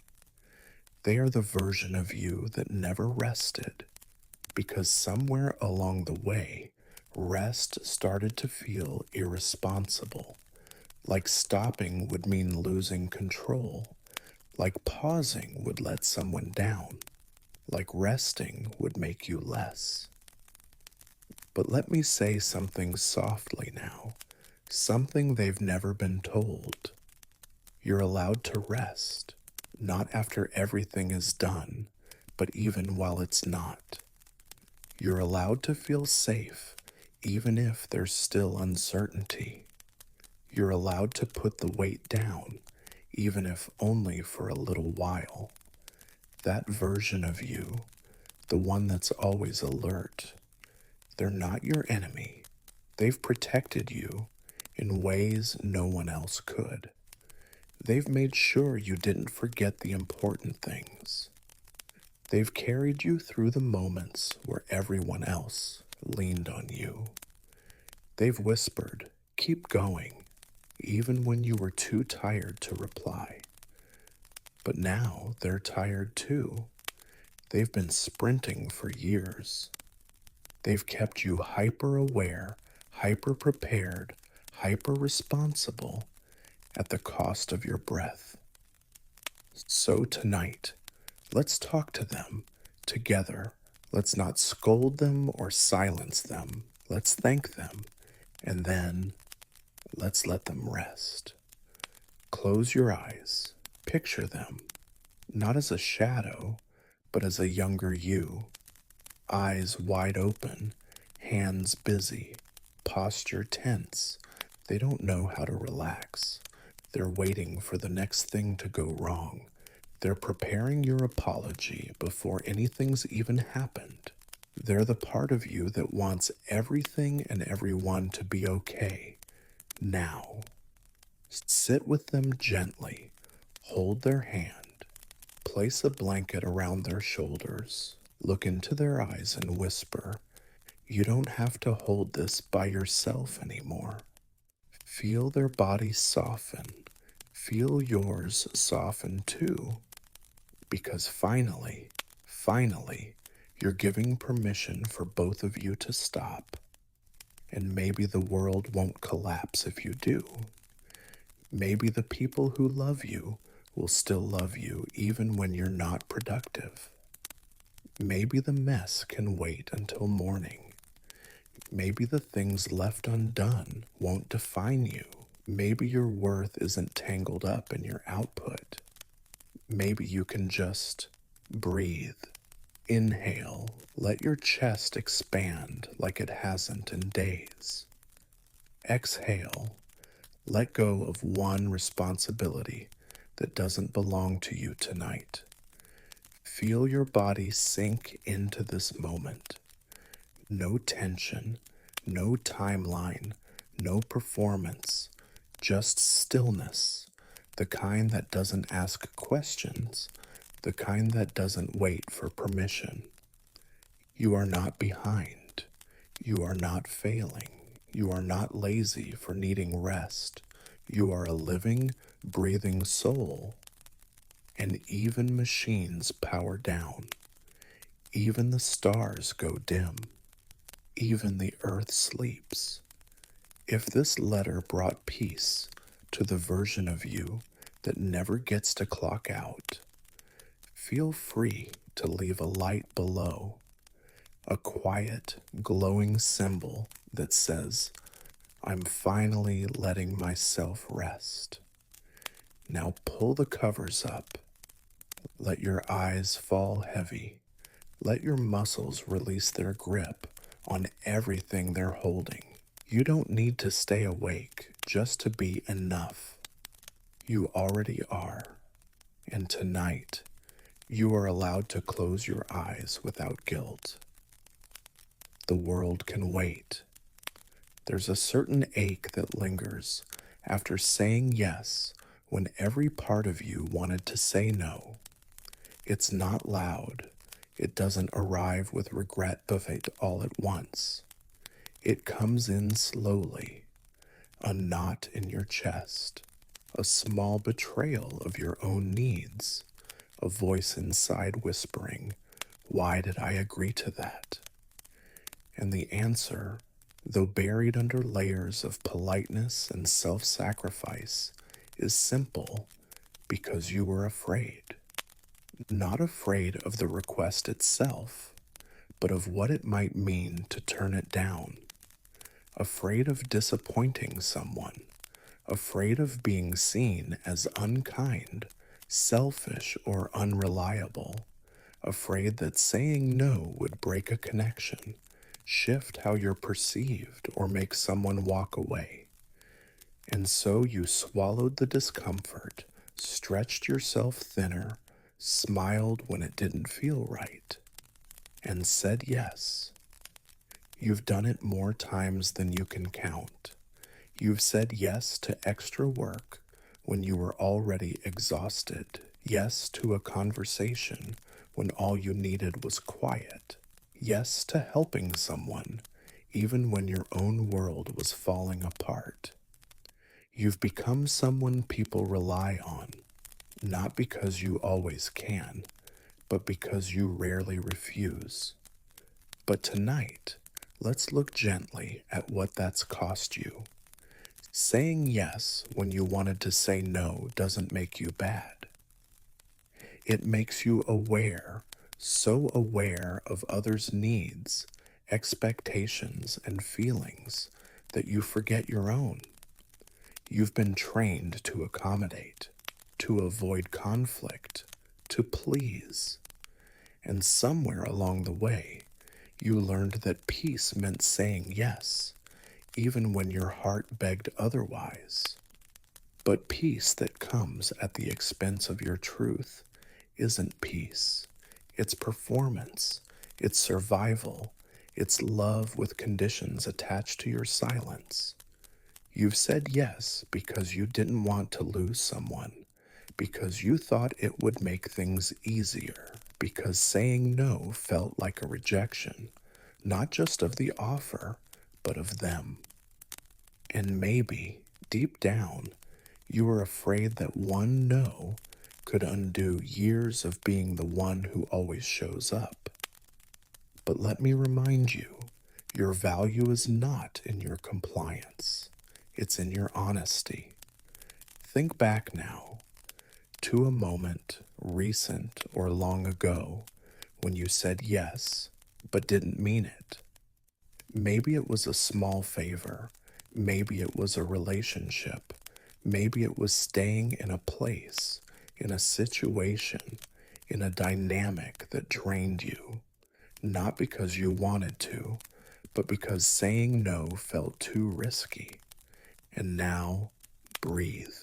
Not to fix it, not to change what already happened, but to forgive yourself for doing what you needed to do to feel safe. You did your best. You responded with the tools you had at the time. And if you said yes to protect your heart from conflict, abandonment, or discomfort, that doesn't make you weak. It means your nervous system was doing its job, keeping you safe. But now, you're allowed to offer yourself something different. You're allowed to say no and still be loved. You're allowed to say no and still be respected. You're allowed to say no without guilt, explanation, or apology. No is not a rejection of others. It's a recognition of yourself. It's a boundary. It's a truth. It's a soft, sacred declaration. I matter too. You've spent so long cushioning everyone else's feelings. Now let yourself land somewhere soft. Let yourself be the one who gets protected, not just by others, but by you. Close your eyes now. Picture that part of you who always says yes. They're tired, worn thin. They've been carrying the weight of everyone's approval like it was the only thing holding them together. Sit beside them, place your hand over theirs, and whisper, "You don't have to do that anymore. It's safe to choose yourself now." Feel how they soften at those words. Feel how they exhale for the first time in a long time without bracing for someone else's disappointment. You don't have to earn your rest. You don't have to earn your space. You don't have to earn your no. It already belongs to you. And if the fear still lingers, the fear that they'll think less of you, that you'll lose them, that the balance will shift, breathe into it, not to erase it, but to meet it with compassion. Saying no might upset someone, but saying yes to everything will exhaust you, and you were not put here to be pleasing. You were put here to be whole. If this letter reached a part of you that still holds on to people through yes after yes, if it gave your truth a moment to breathe, feel free to leave a small light below, a gentle flicker that says, "I'm learning to choose myself, even if my voice shakes when I do." Now settle into the silence. Let your body know that it is safe. Let your mind rest from the rewinding. Let your soul begin to untangle from the approval it once needed to feel okay. Tonight, you don't have to agree. You just have to be, and that is more than enough. You've carried it for so long, haven't you? This invisible weight that no one else sees. The quiet pressure to be good, to be kind, to be useful, to be beautiful, brilliant, calm, funny, stable, emotionally aware, whatever the world seemed to need from you at any given moment. You don't always name it. You don't always notice how heavy it is. But it's there, in the way you over-prepare for small things, in the way you smile even when you're tired, in the way you check in on everyone else, but hesitate to ask, "Can someone please check on me too?" Because somewhere deep in your chest lives a fear that if you don't do enough, if you're not enough, the love, the safety, the connection you found will simply disappear. It didn't start with selfishness. It started with longing, with a need to feel chosen, not out of obligation, but because someone looked at the real you and stayed. But too many times, you felt that when you were raw, or messy, or tired, or sad, love grew distant. People pulled away, the room got colder, and so you learned that love, even in its quietest form, sometimes came with conditions. And you responded the only way your heart knew how. You tried harder, harder to be kind, harder to be liked, harder to earn what should have already been yours. And now, you don't even realize how often you ask yourself questions like, "Was I enough today? Did I make them uncomfortable? Did I try too hard? Should I have said less?" You replay the moments where you were real, and you wonder if that's the moment they loved you less. You twist your compassion into overextension. You bend your boundaries without even noticing, because part of you still believes that being enough is something to chase, not know. But let me offer you something quiet and true tonight, something you may not have heard clearly before. You already are. You already are enough.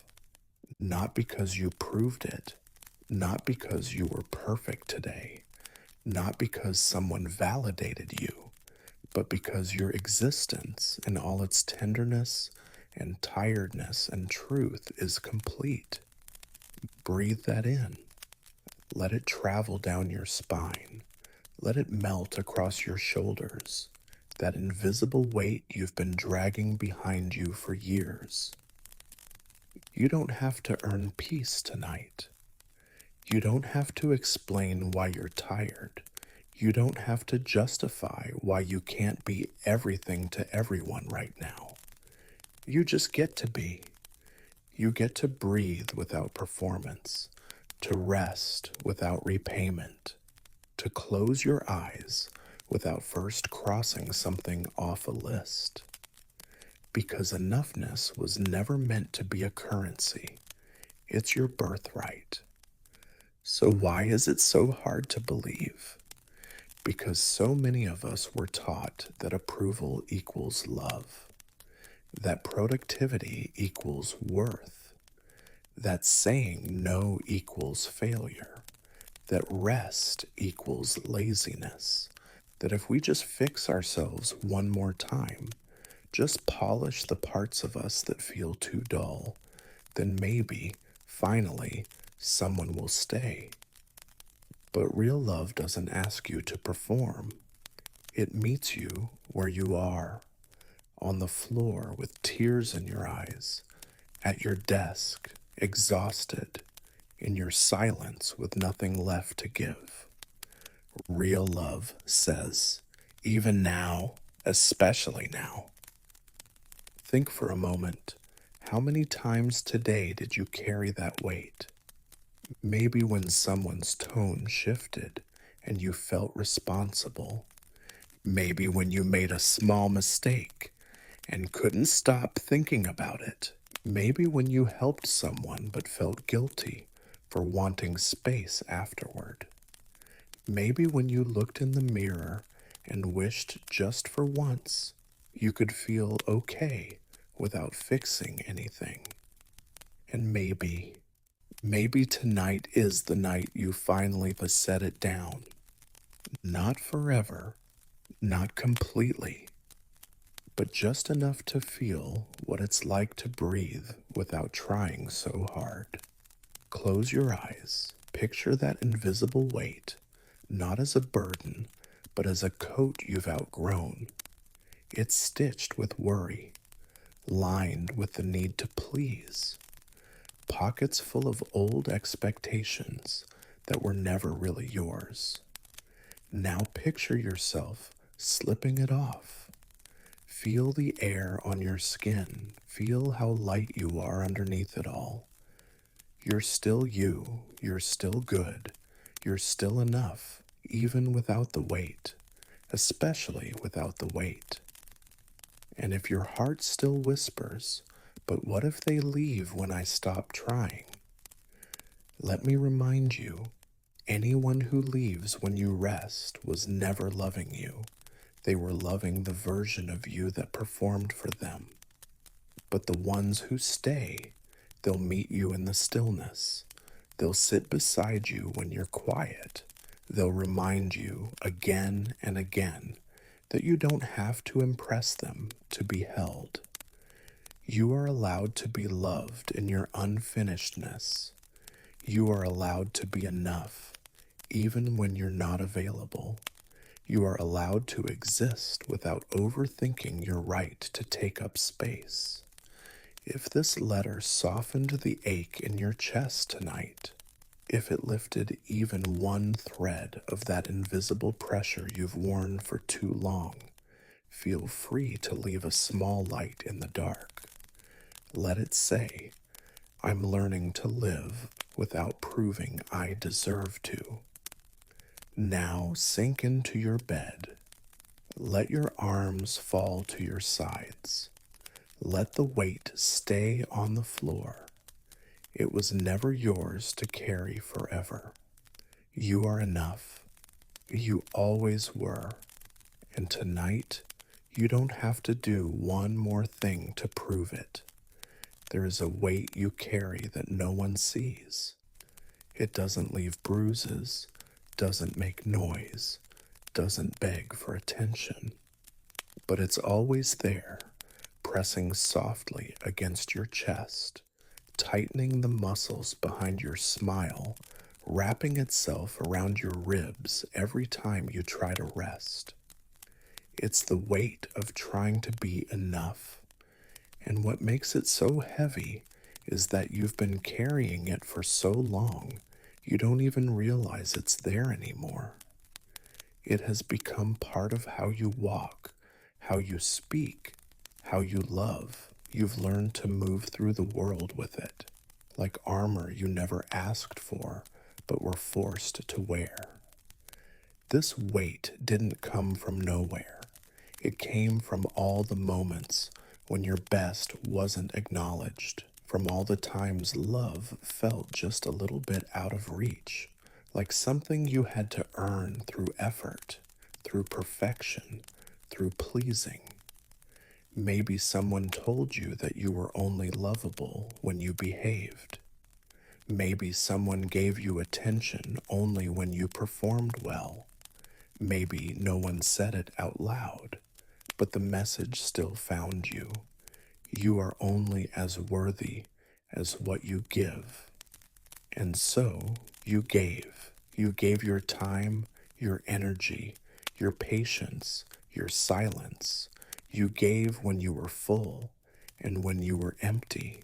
You gave until giving became your identity. But what happens when you spend your whole life proving you're enough? You forget that you already are. You forget that even without fixing, solving, helping, pleasing, you are worthy of being seen. And when that truth feels too distant, the weight grows heavier. You begin to believe that rest is selfish, that saying no is rude, that asking for space means you're failing someone. And so you overthink your boundaries. You over-apologize. You replay conversations, wonder if you said too much or not enough. You fear being misunderstood more than being exhausted. And every night, you lie in bed and ask yourself in the quietest way, was I enough today? But let me offer something different tonight. A new sentence to place beside that old question. What if you don't need to be anything more than what you already are? Breathe that in slowly.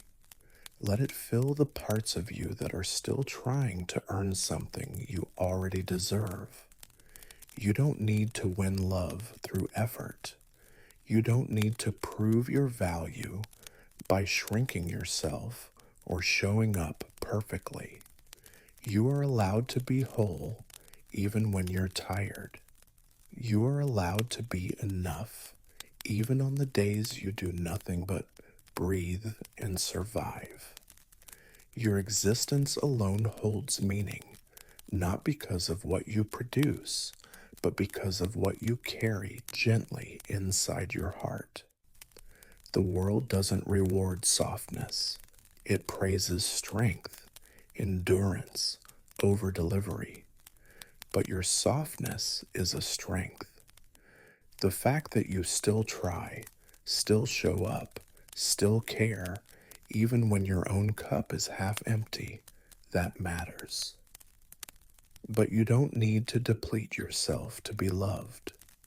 You don't need to exhaust your kindness to be accepted. You don't need to keep sacrificing your peace to keep people close. The ones who truly love you won't ask you to become smaller just to make them more comfortable. The ones who are meant for you will never require you to keep proving yourself just to stay in their lives. Let's try something gentle. Close your eyes and picture the version of you who's been holding this weight, the one who keeps saying yes, who keeps staying silent, who keeps trying so hard. Picture them sitting beside you now, back hunched, tired eyes, hands clenched around expectations they never asked for. Now imagine reaching over and taking their hands. Whisper softly, "You don't have to do that anymore. You don't have to carry this alone. You've done enough. You are enough." Feel how their shoulders drop, even slightly. Feel how your own body softens just from the permission to stop performing. You don't need to be the most impressive person in the room. You don't need to be the most agreeable, the most helpful, the most available. You just need to be honest. Honest about what hurts. Honest about what you need. Honest about when you're done. Because sometimes the bravest thing you can do is stop holding it all together. Sometimes the most loving act is letting yourself rest, not after you've earned it, but simply because you deserve it. There is nothing more you need to do tonight, nothing more you need to fix. The people who see your heart already know. The people who truly matter never needed you to overextend in the first place. So inhale now. Let your breath remind your body that it doesn't have to fight for space, that it doesn't have to armor up to be loved, that it can simply exist, quietly, freely, completely. And if this letter felt like a weight, was slowly being lifted, even a little, feel free to leave a soft light in the dark. Not because you owe it to anyone, but because you're finally starting to understand. Your light was never tied to how much you give. It was always inside you, resting beneath the pressure, waiting for you to stop trying so hard and just return home to yourself. Tonight, you are free. Free to exist. Free to rest. Free to stop trying to be more than what you already are. Because right now, you are enough. You learned to give before you learned to receive. Somewhere along the way, maybe quietly, maybe all at once, you began to believe that love was something earned, that it arrived only after you offered enough of yourself, enough kindness, enough listening, enough selflessness, enough effort, and so you gave. You gave more than anyone asked for. You gave even when you were tired, when you were unsure, when your heart was quietly begging for someone to notice it needed holding, too. But tonight, in this still moment, I want you to hear something that might change the way you look at your reflection. You were always worth loving. Even before you gave, even before you softened someone else's pain, even before you kept the peace, said yes, stayed silent, showed up. You were always worthy, not because of what you do, but because of who you are. It's easy to lose sight of that, especially when the world so often rewards what you offer instead of who you are. People compliment your compassion, your patience, your willingness to help. They call you strong, supportive, a good listener, someone they can always rely on. And while all of those things may be true, somewhere inside you wonder, would they still stay if I stopped giving? If I said no, if I asked instead of offered. You've tied your worth to your usefulness. You've woven your identity into the care you extend to others. And while that care is beautiful, it is not a requirement for your existence. You are not here to be needed. You are here to be known. And the real you, the one beneath the offerings, is already enough. You see, love that's built on what you provide isn't love. It's transaction, and you've known the difference. You've felt it in the way some people only come close when they need something. You've felt the shift in the air when you finally said no and someone left. You've watched how fast people disappear when your giving turns into asking. And it hurts, not just because they left, but because their leaving made you question whether you were ever truly seen, whether you were valued or simply convenient. But the truth is, their absence doesn't make you less lovable. It simply reveals what they were drawn to. And now you get to decide who gets to stay, not based on how much you can do for them, but on how gently they hold you when you have nothing left to give. So tonight, let's return to that younger version of you, the one who first learned to give as a way to stay close to love, the child who learned to please, to perform, to over accommodate, not because they were trying to manipulate, but because they were just trying to feel safe. Can you picture them now?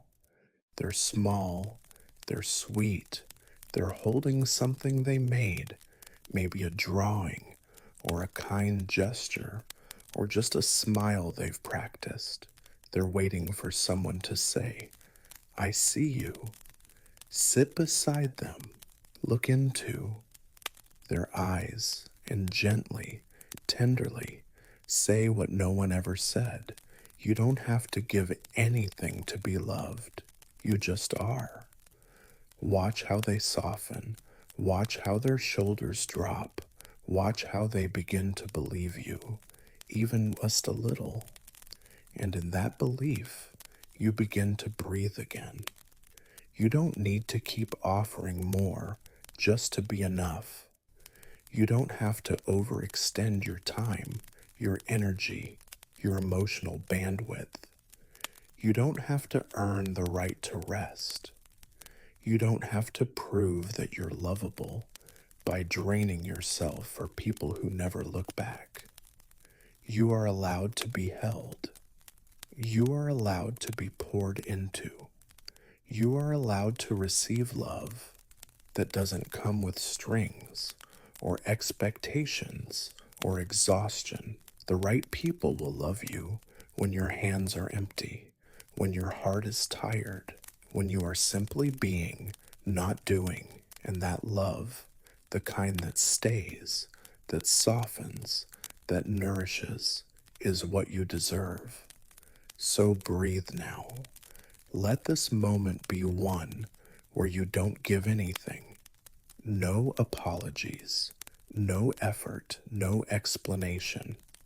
Let your body sink into the stillness. Let your breath flow without purpose. Let your mind stop circling the question of whether or not you are enough. Because here, in this space, you are not being measured. You are being met exactly as you are. And if this letter found the part of you that still wonders whether your value is conditional on your giving, your silence, your usefulness, feel free to leave a light below. Let it say, I am learning to be loved even when my hands are empty. Now close your eyes. Let your offering tonight be nothing more than your presence. Let yourself be full, not of effort, but of peace. You are always worth loving, even before you gave. And now you get to believe that gently, completely, quietly. They call it overthinking. You call it caring because they don't see the full story, the quiet calculations, the gentle checking in, the hours spent wondering if someone felt heard, if your words were received with warmth, if your presence left things better or heavier. It's not just spiraling, it's not just worry, it's love in its most cautious, thoughtful form. Overthinking is the way your heart double checks, not because it doesn't trust others, but because it wants to protect them and you at the same time. You replay conversations not out of ego, but because you want people to feel safe. You remember the exact tone in someone's voice, the tiny pause after a word, the message they didn't send, because you've trained yourself to listen where others don't. You notice too much, feel too much, and instead of dismissing it, you carry it carefully, quietly, like it's fragile, and maybe, just maybe, that's your way of loving. No one ever taught you how to love halfway. You either pour or you stay silent. And when you do pour, when you offer your full presence, your thoughts, your time, your worry, it's often dismissed as too much. But it's not too much. It's detailed, it's layered. It's a heart that wants to make sure no moment is missed, no wound left unseen, no person left feeling like they were just tolerated. They might not understand it, but your overthinking is a language. It says, "Did I hurt you? I hope I didn't. You matter." It says, "I'm still thinking about our last conversation because you stayed with me." It says, "I saw your eyes change when you said that thing. Are you really okay?" And yet, you've been made to feel like that kind of care is a flaw, like thinking deeply is something to apologize for, like being aware makes you harder to love. But what if it makes you easier to love for the right people? There are people who will feel held by your overthinking, people who will feel seen in ways they never knew they needed, people who won't call it overanalyzing. They'll call it attentiveness. They'll call it depth. They'll call it home. Because here's the truth: overthinking, when it's rooted in love, becomes tenderness. It becomes remembering someone's favorite song, noticing when they're quieter than usual, texting them just before they say they needed you. It's the softest kind of safety, one that says, "I've thought of you even when you weren't watching," and that's something this world needs more of. But I know it's exhausting sometimes. Caring so much, thinking so hard, worrying that your kindness will be misread, hoping that your silence doesn't hurt more than your questions, feeling like you need to think through every possible reaction before choosing your next move. It can feel like living with your heart on a microscope slide. Every beat measured, every word reviewed, every pause filled with doubt. And yet, despite all that, you still choose to care. That isn't weakness, that's bravery. So tonight, let's shift something inside. Let's stop calling it overthinking. Let's call it love with a flashlight.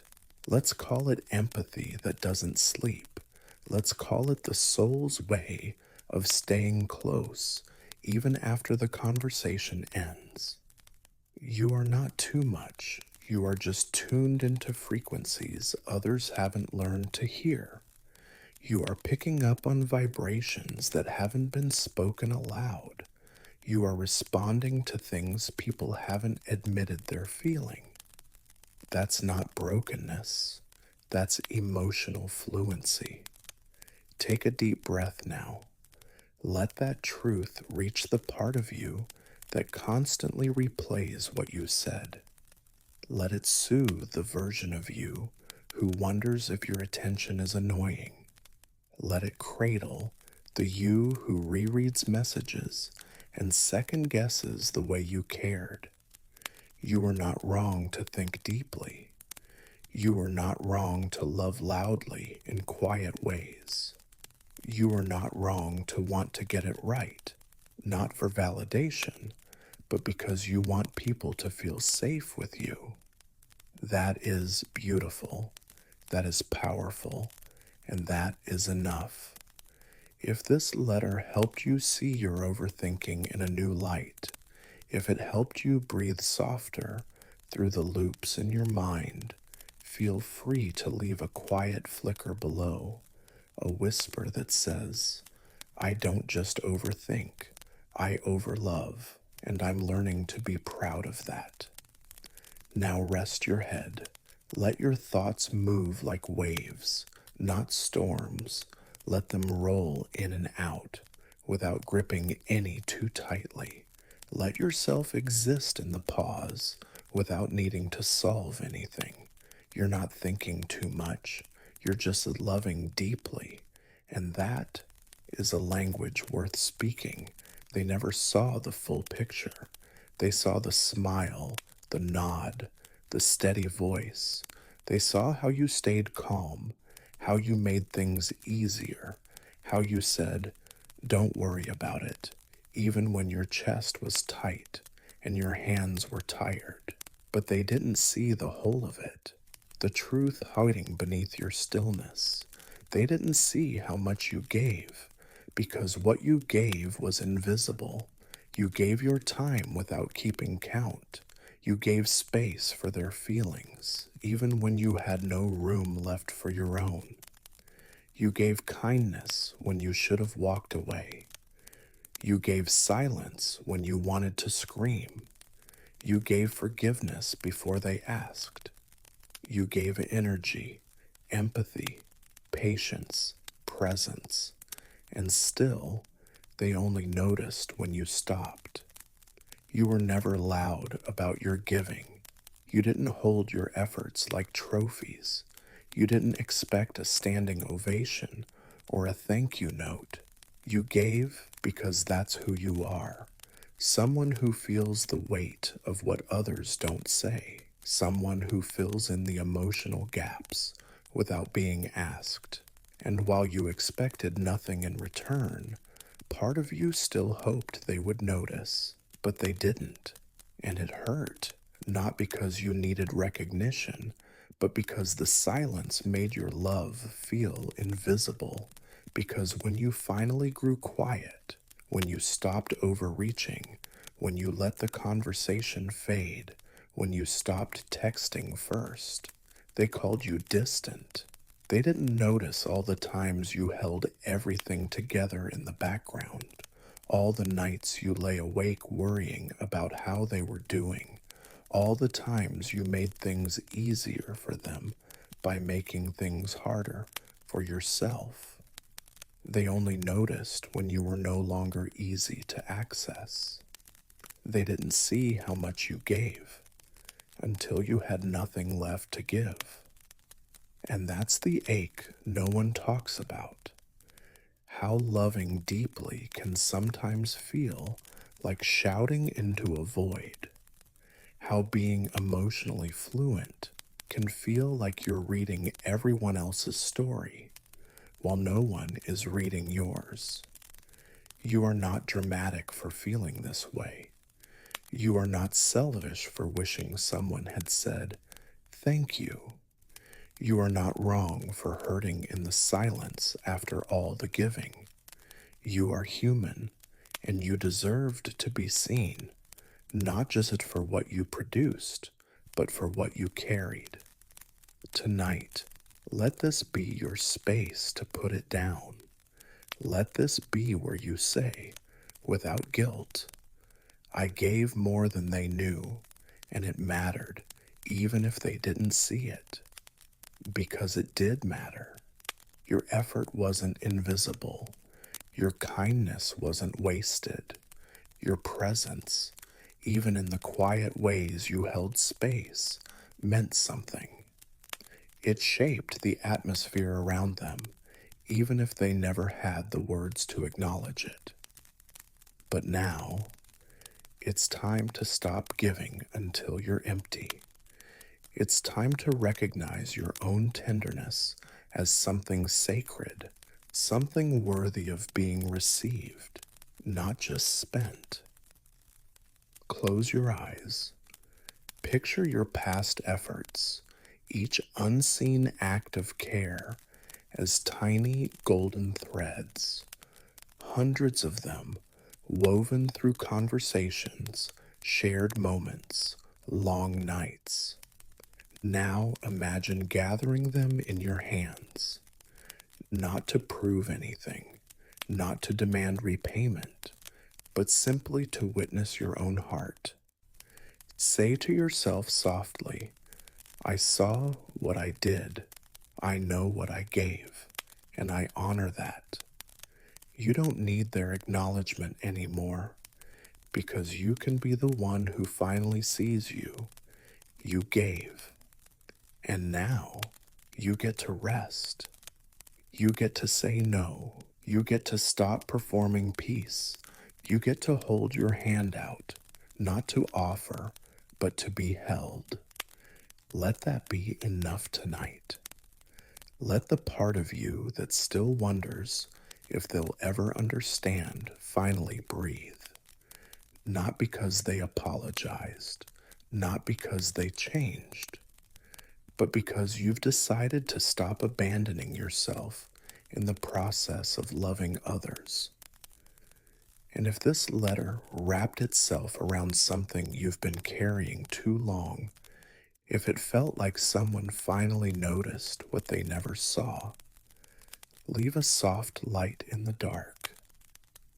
Let it say, I gave more than they knew, and now I'm learning to give to myself. Now lie back. Let the room grow still. Let your breath be the only thing that moves. You don't have to do anything else. You've done enough. They may not have seen it, but you always did. It follows you, doesn't it?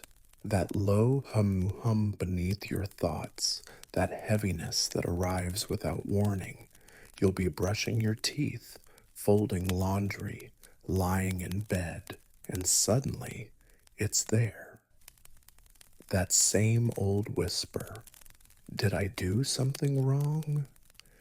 Even on days when you did nothing but care, nothing but try your best, the guilt still creeps in like a shadow that forgets the sun exists. Guilt for saying no, guilt for not responding fast enough, guilt for not showing up with as much energy as usual, guilt for choosing rest instead of responsibility, guilt for simply having needs of your own. And sometimes it's not even about what you did, but what you didn't do, the call you didn't make, the reply you're still holding off on, the feeling that someone expected more, even though you've given all you could. You carry guilt like it's currency, like if you collect enough of it, maybe no one will ever accuse you of not caring. Maybe you'll finally be enough, but guilt is not proof of goodness. And you don't need to suffer to be a kind person. The world taught you early that you must always consider others, that being good means being agreeable, that love comes with sacrifice, and rest must be earned. So when you finally began to speak up, or slow down, or ask for space, it felt like betrayal, even though it was simply self-preservation. That's the trap, isn't it? You protect everyone else's feelings while quietly bleeding out your own. And when you finally set a boundary, you're the one who lies awake, questioning if it was too much. But tonight, let me offer you something gentler, a softer invitation for your heart. You can let the guilt sleep too. You are allowed to rest without revisiting every moment. You are allowed to say no without justifying it 10 different ways. You are allowed to exist without trying to preemptively ease everyone else's potential disappointment. The people who truly love you do not require your guilt to feel okay. They will not punish you for being human. And the ones who do, they've mistaken your softness for something they can shape. Guilt is not your home. It's a hallway you've spent too many nights pacing through. You don't owe it your silence anymore. You've apologized enough. You've over-explained enough. You've questioned yourself enough. It's time now to exhale the weight that was never yours. The heaviness of being the good one, the dependable one, the one who never lets anyone down, even if it means letting yourself down in the process. There are times when guilt is useful, when it gently nudges us toward repair. But this guilt, the chronic kind, the kind that loops endlessly, even after you've done everything right, this is not truth. This is conditioning. This is years of measuring your worth by how small you can make yourself for others. This is survival masquerading as love. So let's try something. Close your eyes. Picture your guilt like a worn out coat, the kind you've had for years, heavy, fraying at the sleeves, familiar, but no longer warm. Now imagine taking it off, folding it gently, setting it on a chair beside your bed. Say, even if only in your thoughts, "You've kept me company long enough, but I don't need you tonight." Feel how your chest expands with that small release. Feel how your breath deepens. You are not letting anyone down by choosing rest. You are not failing because someone misunderstood you. You are not bad for needing time. You are not wrong for being tired. You are allowed to be soft, allowed to be unsure, allowed to take up space without guilt being your shadow. There is nothing to atone for tonight, no role to play, no apology to rehearse. You don't have to overthink the boundary you set, or the silence you kept, or the honesty you offered. You don't have to hold on to guilt just because it's familiar. Sometimes, the bravest thing you can do is whisper, "I've done enough. I am enough. I can sleep now." And if the guilt returns, because it might, you can meet it with kindness. You don't have to fight it. Just don't invite it to stay. Say softly, "Not now. I am learning to be gentle with myself." That's all. That's enough. If this letter found the part of you that still feels guilty for taking care of yourself, if it eased even one thread of tension from your heart, feel free to leave a light below. Let it say, "I'm letting the guilt rest too." Let it be a reminder to someone else who's still awake, wondering if it's okay to stop trying so hard. Now pull the blanket up. Let your hands relax. Let your breath rise and fall without effort. There's no one left to please tonight. No more roles to play. No more proof to provide. You are already good, already kind, already enough. And now you are free to rest, and so is the guilt. There is a quiet exhaustion that comes not from what you've done, but from what you've tried to carry. The weight of someone else's sadness, the guilt of someone else's mistakes, the unspoken pressure to be the one who makes it better, even when you were never the one who broke it. You've played the role of comforter, of rescuer, of peacekeeper, not because you were asked necessarily, but because it felt like if you didn't, no one else would. Somewhere along the way, you began to believe that if someone around you was hurting, it was your job to heal them. That if someone was spiraling, you had to be the ground beneath their fall. That if someone left you broken, you must have done something wrong, and the solution was to try even harder. But the truth is gentler than that. The truth is, you were never meant to be a savior, not for your family, not for your friends, not for the people you fell in love with, not for the ones who didn't know how to love you back.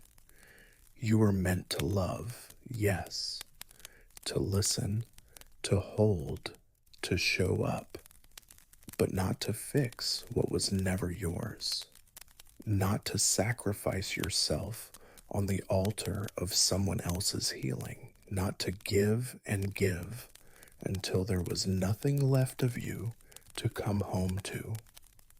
You've been praised for being the strong one, the understanding one, the one who always knows what to say. And you took that role seriously, didn't you? Because it felt like a purpose, like maybe if you could just hold enough of the world's brokenness, you'd finally feel whole.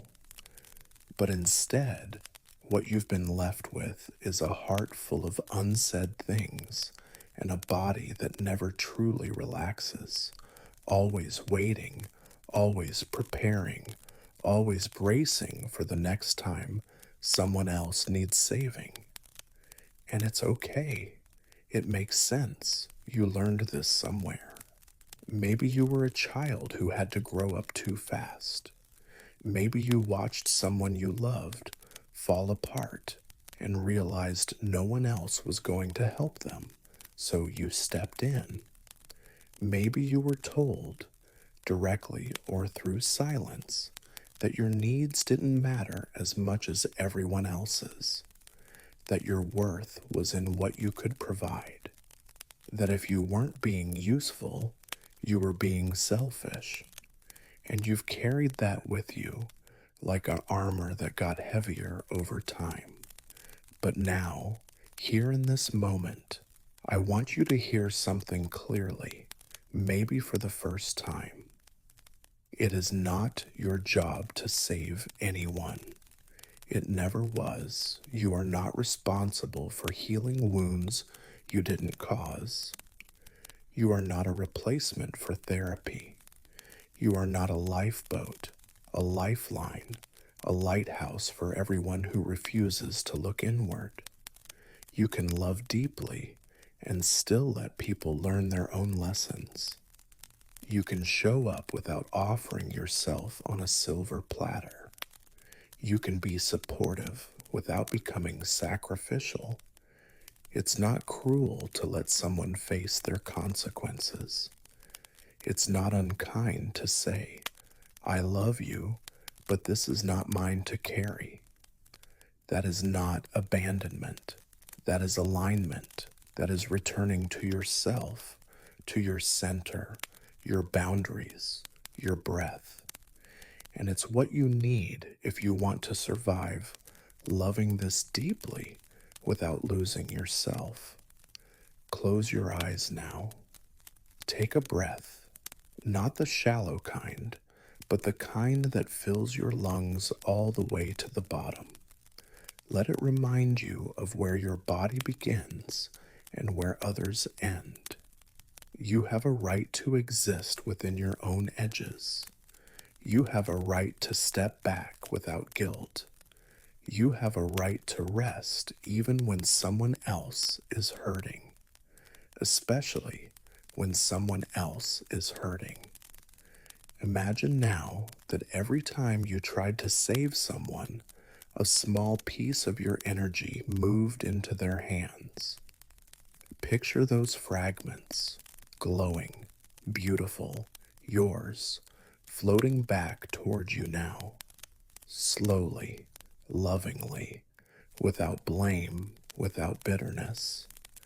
They're returning not because you were wrong to give, but because you've realized it's time to receive, time to come back into yourself. You were never meant to hold everyone else up while your own legs were shaking. You were never meant to explain someone's behavior to yourself just to justify staying. You were never meant to silence your truth just to protect someone else's comfort. You were never meant to offer your peace in exchange for temporary approval. You were never meant to parent your partners, your friends, your past self. You were never meant to keep choosing people who never chose you back with the same tenderness. And even if you did, even if you spent years being what everyone else needed, you can forgive yourself for it because you were trying to love in the only way you knew how. And it was beautiful. It was pure. It just wasn't sustainable. You can still be the kind of person who listens, who holds, who comforts, without erasing yourself in the process. If this letter found you on the edge of exhaustion, the kind that comes from being strong for too long, feel free to leave a quiet light in the dark. Let it say, I am stepping back without shame. I was never supposed to save everyone.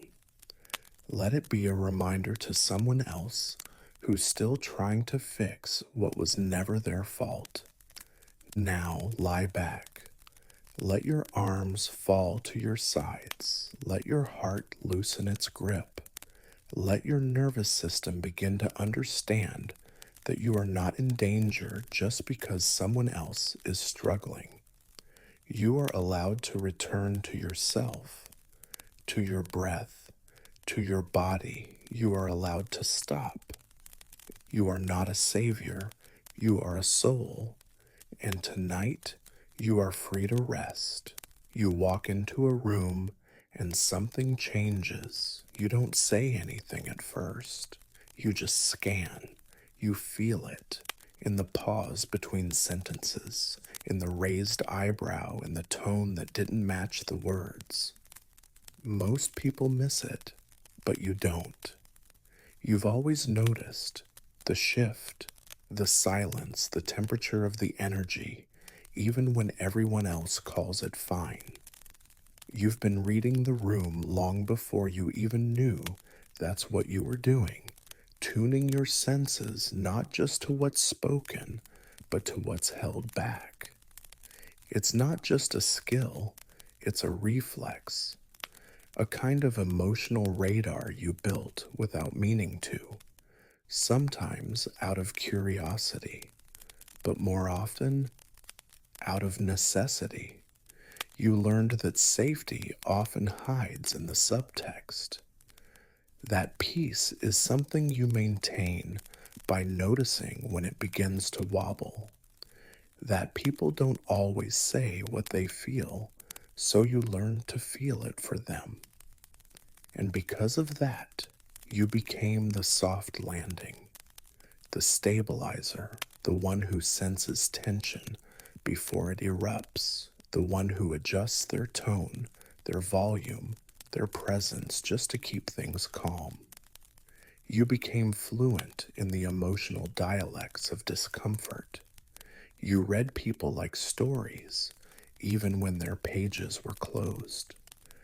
But that gift, that sensitivity, came at a cost. Because sometimes it's exhausting to be the one who always notices. You notice when someone's mood changes, even if they deny it. You notice when a conversation turns. You notice when someone's lying. You notice when the energy drops and everyone pretends it didn't. And even when it's not your responsibility, you carry it. You ask yourself, did I do something? Should I say something? Should I fix it? You monitor, adjust, soften. You try to hold the room like it's glass in your hands. You've done it for so long that now you do it automatically. It's baked into your nervous system. You don't just enter spaces, you absorb them. But here's the gentle truth your body has been longing to hear. You don't have to keep managing the emotional weather of every room you walk into. You don't have to keep scanning for storms.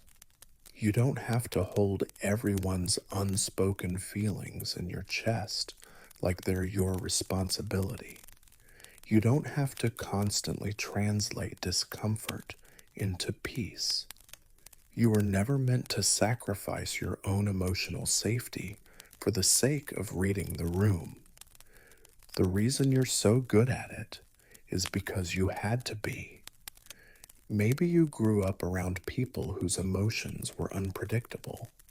Maybe you learned early that calm was something you created, not something you were given. Maybe you realized that if you could just sense the shift before it exploded, you might stay safe. So you watched, you listened, you learned to adapt before anyone asked you to.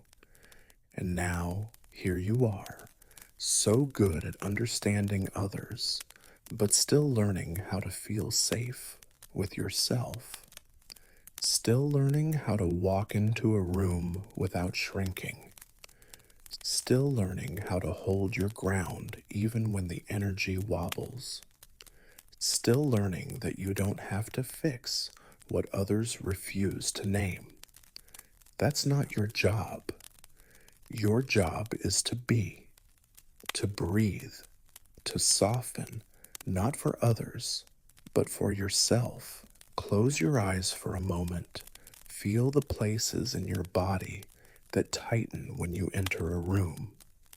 Your shoulders, your chest, the back of your neck. That's your body trying to scan, trying to stay ready. But tonight, tell it something new. It's safe to be here. I don't have to read anything. I get to rest. Let your breath move a little slower now. Let your presence take up its full space. You don't need to adjust for anyone. You don't need to track every emotion in the air. You don't need to anticipate needs before they're voiced. You are not the thermostat. You are not the filter. You are allowed to just be. And if you're thinking, but if I don't do it, things will fall apart, I hear you. That fear comes from years of being the one who kept everything together, the one who kept the peace, who filled in the gaps, who read the cues no one said aloud. But you are allowed to let go of that role now. You are allowed to believe that if a room becomes uncomfortable, it's not your fault, and it's not your responsibility to fix it. You can let discomfort pass without absorbing it. You can let other people be responsible for their tone, their silence, their choices. And in doing that, you make space for your own emotional clarity, for your own breath, for your own truth. If this letter found the part of you that always adjusts, always monitors, always makes it better, feel free to leave a quiet signal below. Let it say, I don't have to read the room tonight. I get to rest inside myself. Now let your shoulders drop. Let your breath soften. Let your nervous system know you are safe. You are home. You are no longer in a room you have to manage. You are simply here. And here is enough. There's a silence within you that others have often misunderstood. A softness that doesn't always speak first, that listens before it offers, that waits for the right moment before entering the room with words. And over the years, people have labeled it, called it shyness, timidness, awkwardness. They asked you why you're so quiet, as if quiet was something to be corrected. They mistook your stillness for distance, your calm for discomfort. They never quite understood that your quietness is not an absence, it's a presence. You're not quiet because you have nothing to say. You're quiet because not everything needs to be said. Because you feel more than words can capture. Because sometimes your presence speaks louder than any sentence could. You've always held your energy close, measured, intentional, not because you're unsure, but because you're respectful. You let people speak without interrupting. You think before you answer. You observe before you leap. And in a world that rewards noise, your silence has been mistaken for emptiness. But your quiet isn't a void, it's a depth.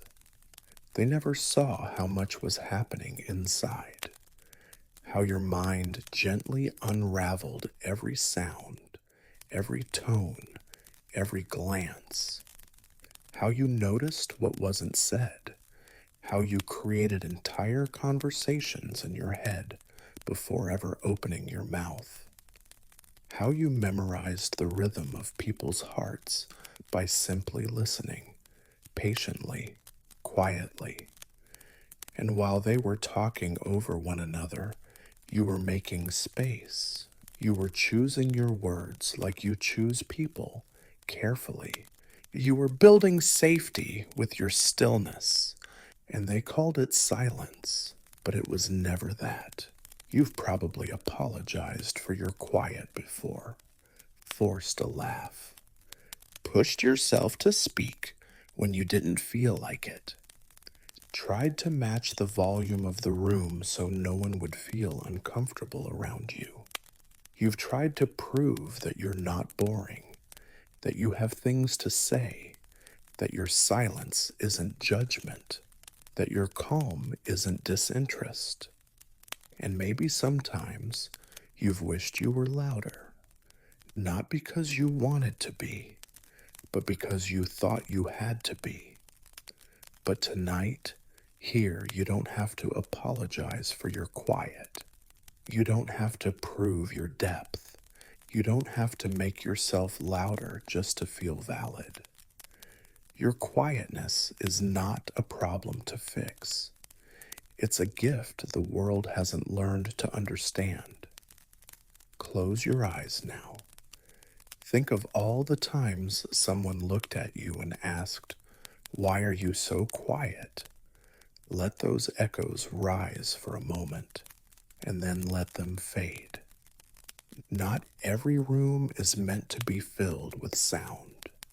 Some are meant to be filled with breath, with feeling, with presence. And you've always brought that presence, even when they didn't see it, even when they called it withdrawal, even when they tried to pull you out of yourself, not realizing that you were there the whole time. You were always there, and you always will be. There's a power in your silence, a strength in the way you listen, a warmth in the space you leave for others, a wisdom in the way you pause before you speak. You don't speak to be heard.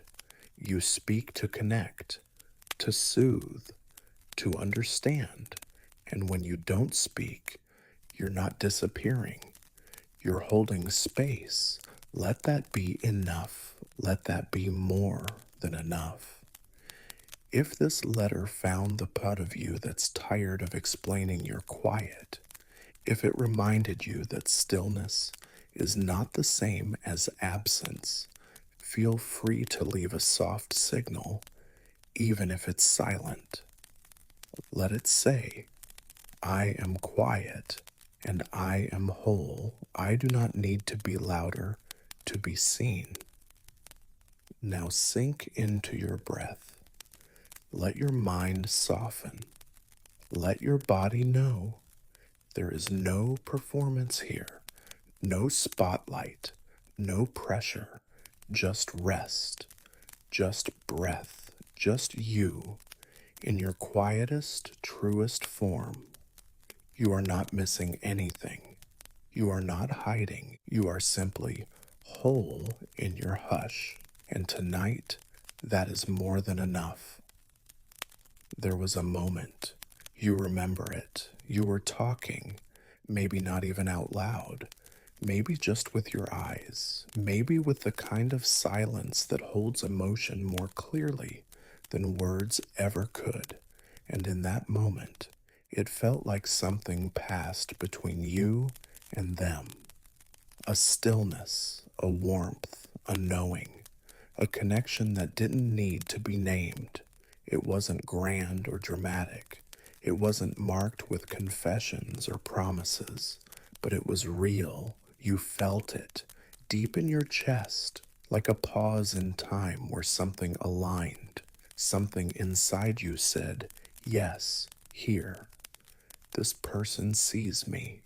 And then they pulled away, or drifted, or shut down, or acted like it never happened. And the longer the silence stretched, the more you began to doubt yourself. Was it real? Did I imagine it? Did I make too much of a passing moment? Was it just me who felt it that deeply? You replayed the details in your head, the way they looked at you, the things they said, the way their presence made you feel softer, safer, and when they began to act distant, when they brushed it off, when they moved on like it meant nothing, you blamed yourself. But I need to tell you something you may have never heard clearly enough. You didn't imagine the connection.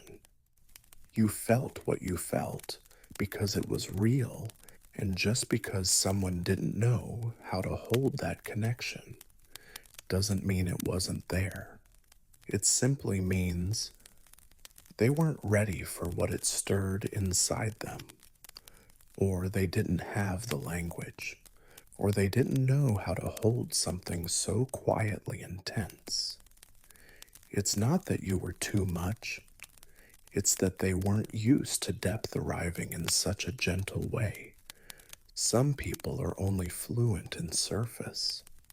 They feel something powerful but retreat because it makes them vulnerable. They see you, really see you, and it terrifies them because being seen means being known, and being known means they can't hide anymore. So they tell themselves, it was nothing. They ghost. They get cold. They pretend it was one-sided. But deep down, they felt it too. They just didn't know what to do with it. And instead of saying, this scares me, but it matters, they chose silence. They chose safety. They chose distance. That doesn't mean you were wrong. It means they weren't ready. It hurts, I know, because for someone like you, who feels deeply and honestly, connections foot isn't casual. You don't bond easily. So when you do, when something shifts inside you, you hold it with tenderness. You nurture it. You believe in it.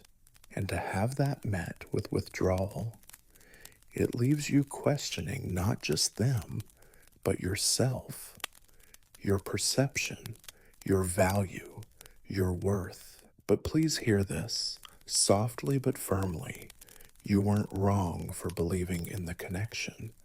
It wasn't weakness. It wasn't delusion. It was your heart speaking in the language it knows best, truth. Close your eyes. Return, just for a moment, to that feeling you had in their presence. Not the ending, not the doubt, but the moment of presence.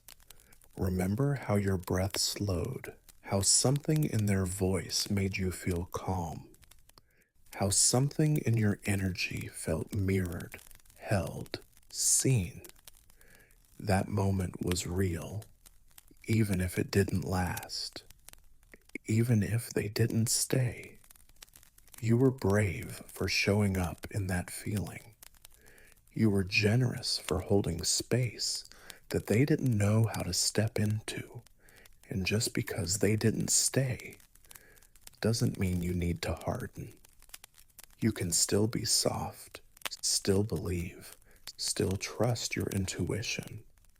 Because one person's inability to receive your depth does not mean your depth is a mistake. If this letter found the place in you that's been second guessing your own heart, feel free to leave a soft signal below. Let it say, I didn't imagine the connection. They just didn't know how to hold it. Let it be a quiet balm for the ache of not being met where you stood so openly. Now rest. Let your thoughts unclench. Let the replay of that memory dissolve. Not because you didn't care, but because you've honored it enough. And now you get to rest in truth, not bitterness, not regret, not shame. Truth that your heart spoke clearly, and that is always enough. You've probably heard it before, not always in words, sometimes in sighs, in silences, in the way someone changes the subject when your voice gets too soft, too serious, too full of feeling. Sometimes they say it jokingly. You're so emotional. Sometimes they don't say anything at all. They just shift away from your depth like it's too heavy to hold. And slowly, without meaning to, you begin to shrink your heart. You start editing yourself. You smile when you're hurting. You laugh when you want to cry. You start measuring your words, your reactions, your longings, because somewhere along the way, you started believing the lie that feeling deeply makes you a burden. But it doesn't. Your sensitivity is not a weight on others. It's a gift, even when the world doesn't treat it like one. Even when people mistake your emotion for weakness, or drama, or neediness. Even when someone rolls their eyes at your worry, or dismisses your pain because others have it worse, or tells you to just stop overthinking. You're not too much because you feel things fully. You're not too intense because your heart doesn't come with an off switch. You're not too dramatic because your emotions arrive like waves instead of raindrops. You care. That's the truth of it. You care so deeply that it spills out of you sometimes. In long messages, in quiet tears, in holding others long after they've let go. You overthink because you want to do right by people. You replay conversations because you value connection. You hesitate to speak because you know how powerful words can be. You notice everything because you feel everything. And yes, that can be overwhelming, but it's also beautiful. You are the one who sees what others miss. You are the one who reaches out even when no one else does. You are the one who remembers the little things. You are the one who can feel the room shift, who can sit in someone else's pain without trying to fix it, just so they don't have to sit alone. That is not a burden. That is grace. The world has praised people for being detached, for being unbothered, for being cool, as if numbness is the same thing as strength. But that's not your way, and it never has been. You ache, you care, you hope, you dream, you feel joy like fireworks and sorrow like deep water. Your nervous system doesn't sit on the surface, it dives. And that's not something to hide, that's something to honor. Close your eyes now. Breathe slowly, not to quiet your feelings, but to give them space. You are not in trouble for being tender. You are not wrong for being moved by the world. You are not broken because your emotions don't fit inside tight, quiet boxes. They're not supposed to. You were born with a heart that stretches, wide and wild and full, and no one gets to make you feel ashamed for that. If you've ever been told to chill, to relax, to not take things so seriously, you can release those voices now. They were speaking from their own discomfort, not your truth. You're not here to become smaller just to make others comfortable. You are allowed to cry when something touches you. You are allowed to shake when something hurts. You are allowed to beam when something feels beautiful. You are allowed to care, to feel, to be full. That's not too much. That's human. And if you've carried shame for the tears you couldn't stop, for the feelings you couldn't hide, for the nights you couldn't sleep, because something someone said echoed too loudly in your chest, let that shame melt now. You were never supposed to become colder just to survive. You were never meant to filter your soul into polite little pieces. You were meant to feel, and feel fully, not recklessly, not at the expense of your peace, but with reverence, with wisdom, with the kind of sensitivity that can only come from a heart that has lived.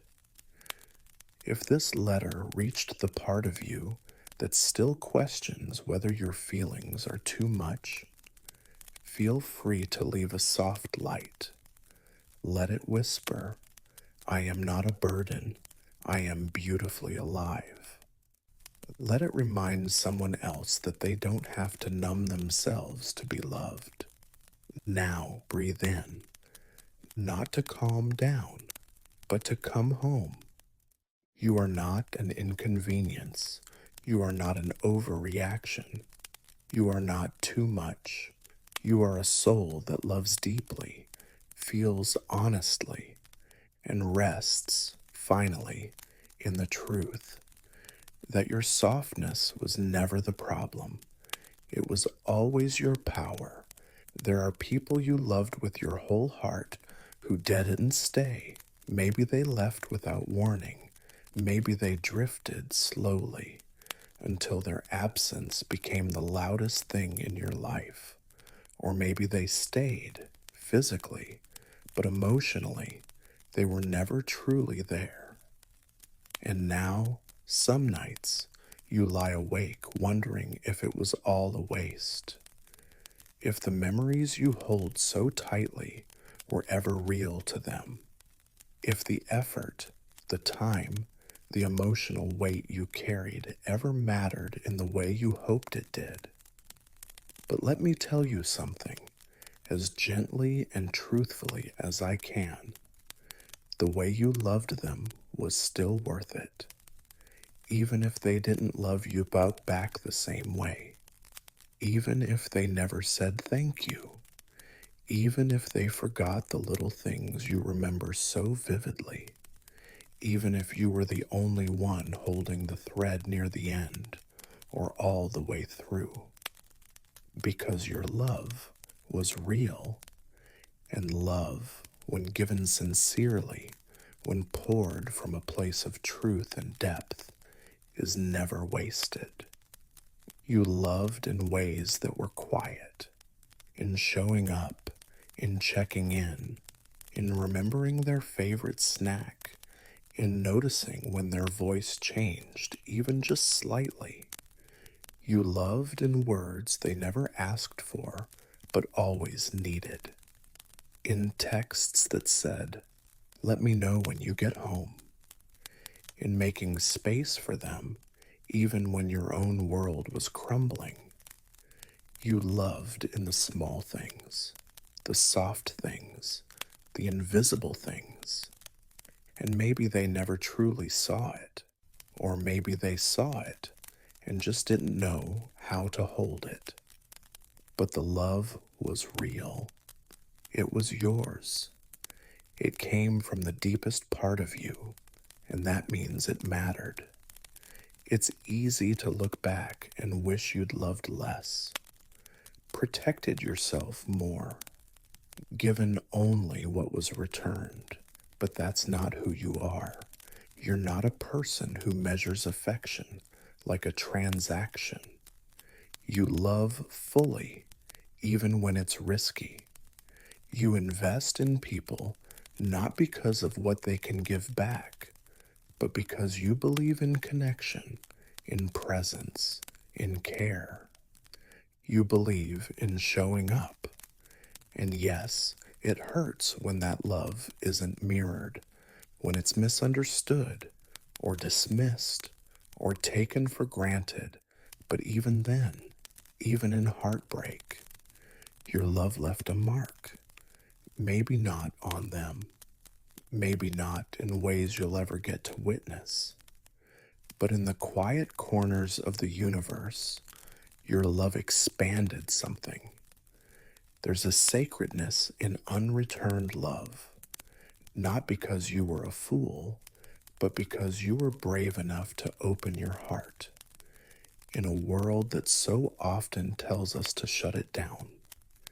There's beauty in the way you let someone matter, even when they couldn't or wouldn't let you matter back. And no, that doesn't mean you have to keep giving endlessly to those who cannot meet you. It doesn't mean you deserve the hurt. It doesn't mean boundaries don't matter. But it does mean that you can stop punishing yourself for the way you loved someone who didn't love you right. You were not wrong for trying. You were not naive for hoping. You were not weak for caring. You were simply open, present, real. Close your eyes for a moment. Think back to one of those memories you carry, the way they smiled, the way you held space for them, the way your heart stretched without expecting anything in return. Let that moment rise, not as proof of your regret, but as a reminder of your capacity, your tenderness, your willingness to love in a world that often forgets how. That moment was real because you were real in it. If this letter found the part of you that's been replaying the past, wondering if you should have closed off, protected yourself, held back, I want you to hear this. You are not wrong for the way you love. Your love is not weak. Your love is not foolish. Your love is not excessive. It is a reflection of the deepest kind of strength. To give without guarantee, to risk without armor, to feel without shame. If you're holding guilt, let it go now. If you're carrying bitterness, breathe it out. If you're still waiting for closure, know that this is it. The love you gave was enough. The love you gave was beautiful. The love you gave was not wasted. It shaped you. It softened you. And one day, when love comes back to you in the way you deserve, you'll recognize it not because it feels new, but because it will feel like something you've already given. If this letter brings you a moment of stillness, leave a quiet light below. Let it whisper, "The way I loved was real, and that is enough." Now breathe in, not to forget them, but to remember yourself. You were always worth that kind of love, even when someone else didn't know how to give it. And tonight, you return to yourself, not broken, but whole, because you loved, and that was always worth it. There's a quiet truth that often goes unspoken inside the hearts of those who are healing. How far you've come isn't always visible to others. They didn't see the nights you sat awake with your thoughts, unraveling patterns you didn't ask to carry. They weren't there when you stood in front of the mirror, eyes tired but steady, whispering that you'd make it through one more day. They didn't hear the war you fought inside your own mind, the one between staying the same and trying, somehow, to grow. And yet, despite all that invisibility, you kept going. You showed up for your life in small ways, quiet ways. You took deep breaths when it would have been easier to give up. You calmed yourself in the middle of spirals. You apologized when it hurt your pride. You asked for help, even when your voice shook. You walked away from what was comfortable, but no longer kind. You held yourself upright in moments no one will ever fully understand. And tonight, I want you to pause and honor something that may feel uncomfortable to claim. You are allowed to be proud of how far you've come, because pride doesn't always look like victory speeches or standing ovations. Sometimes, pride is sitting with your past and realizing you no longer live there. Sometimes, it's being able to think of what once broke you without crumbling. Sometimes, it's the subtle shift from surviving to softly, quietly living. You've done work that no one clapped for. You've stitched yourself back together when no one noticed you were torn. You've been gentle with your healing, even when the world rushed you. And no, maybe you're not done. Maybe there are still questions, still scars, still days when the ache returns uninvited. But even on those days, you are not who you used to be. Even in the stillness, growth is happening inside you, like roots deepening beneath the surface. You've unlearned things that once felt like truth.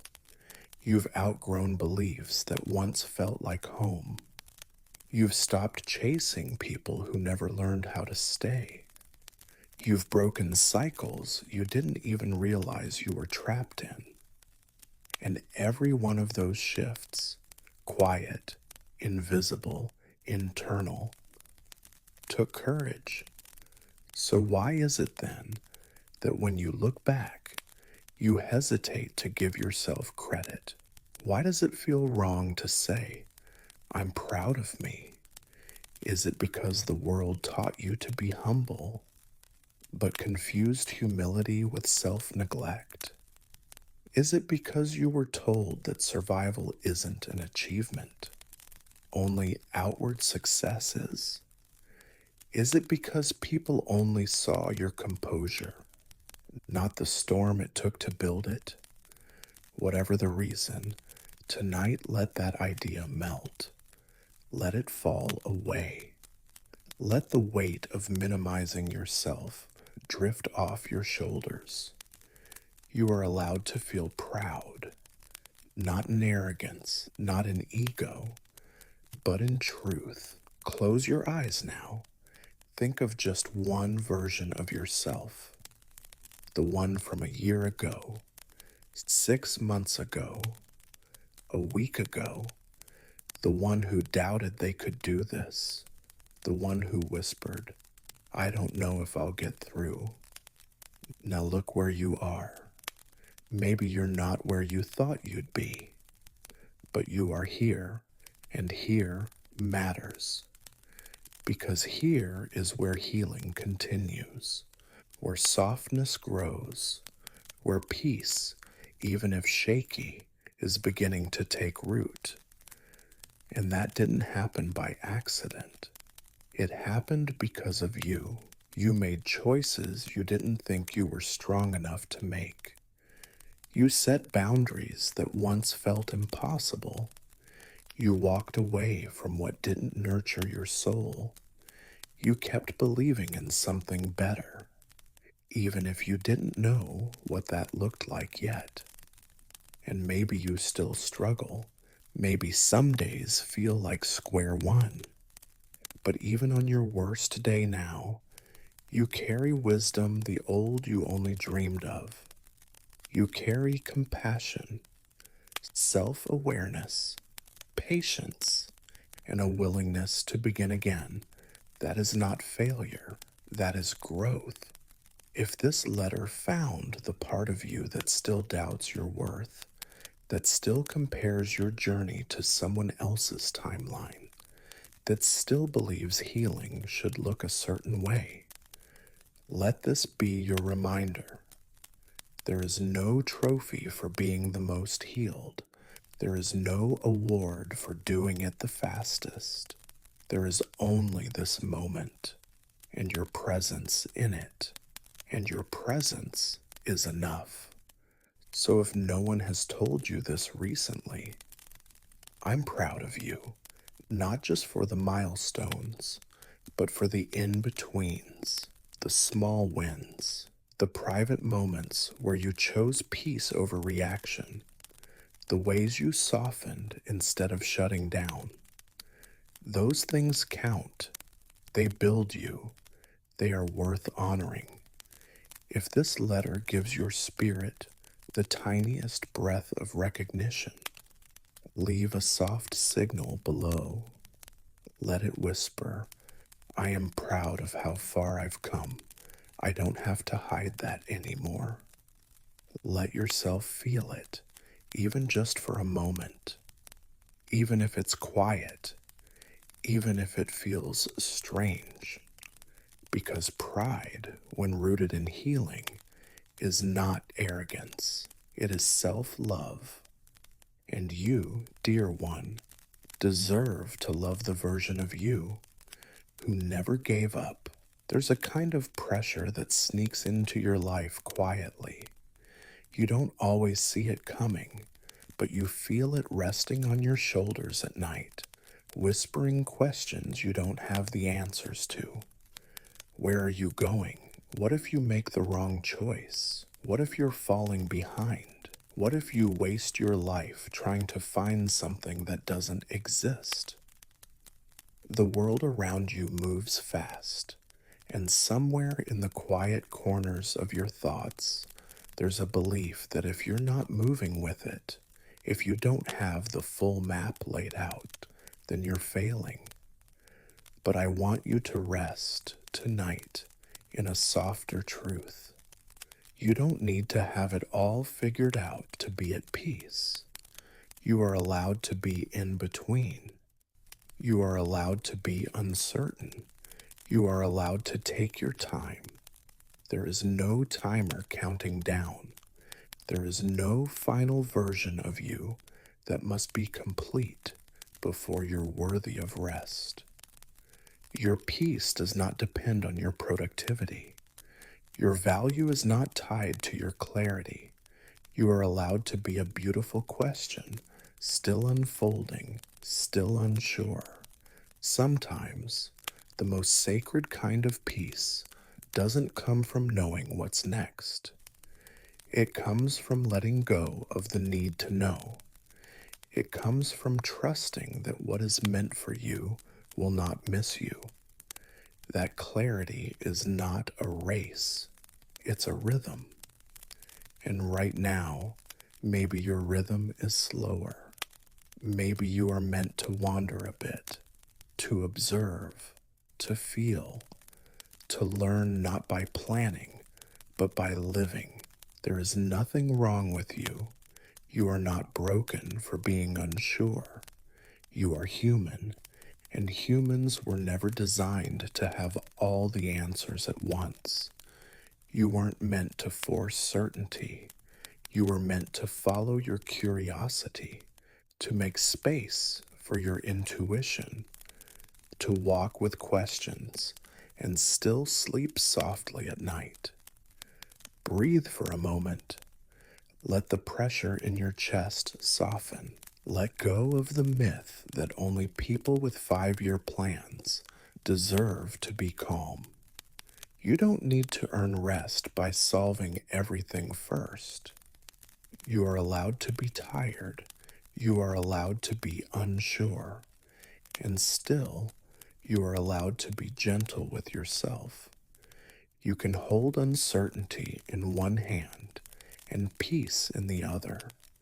You can carry questions and still be whole. No part of your life needs to be perfect for you to begin loving yourself as you are. Think of the past, all the times you felt lost and still found your way. All the versions of you who didn't have a clue what they were doing, but still took the next breath, still made a choice, still kept showing up.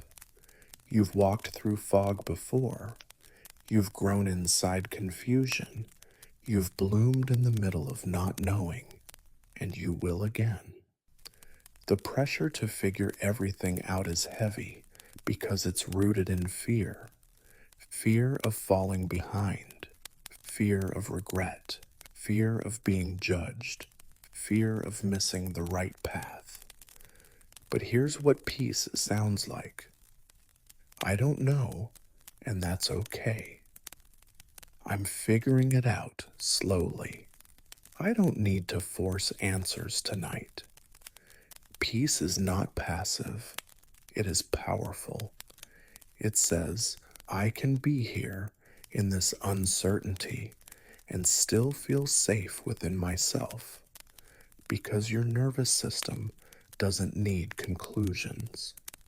It needs care, it needs breath, it needs permission to pause. So give yourself that now, not because you're quitting, but because you're healing, because your peace is not on the other side of a finish line. It's here, in this breath, in this gentle letting go of urgency. You don't need to fix your life to deserve peace. You just need to stop fighting yourself for not being there yet. Wherever there is, you'll reach it in time. But tonight, you are allowed to be here, in the soft in-between, in the moment that isn't a beginning or an ending, but something sacred all its own. If this letter reached the part of you that's been quietly panicking, the part that's been asking, what am I even doing? Let it offer you this. You are not late. You are not lost. You are not less.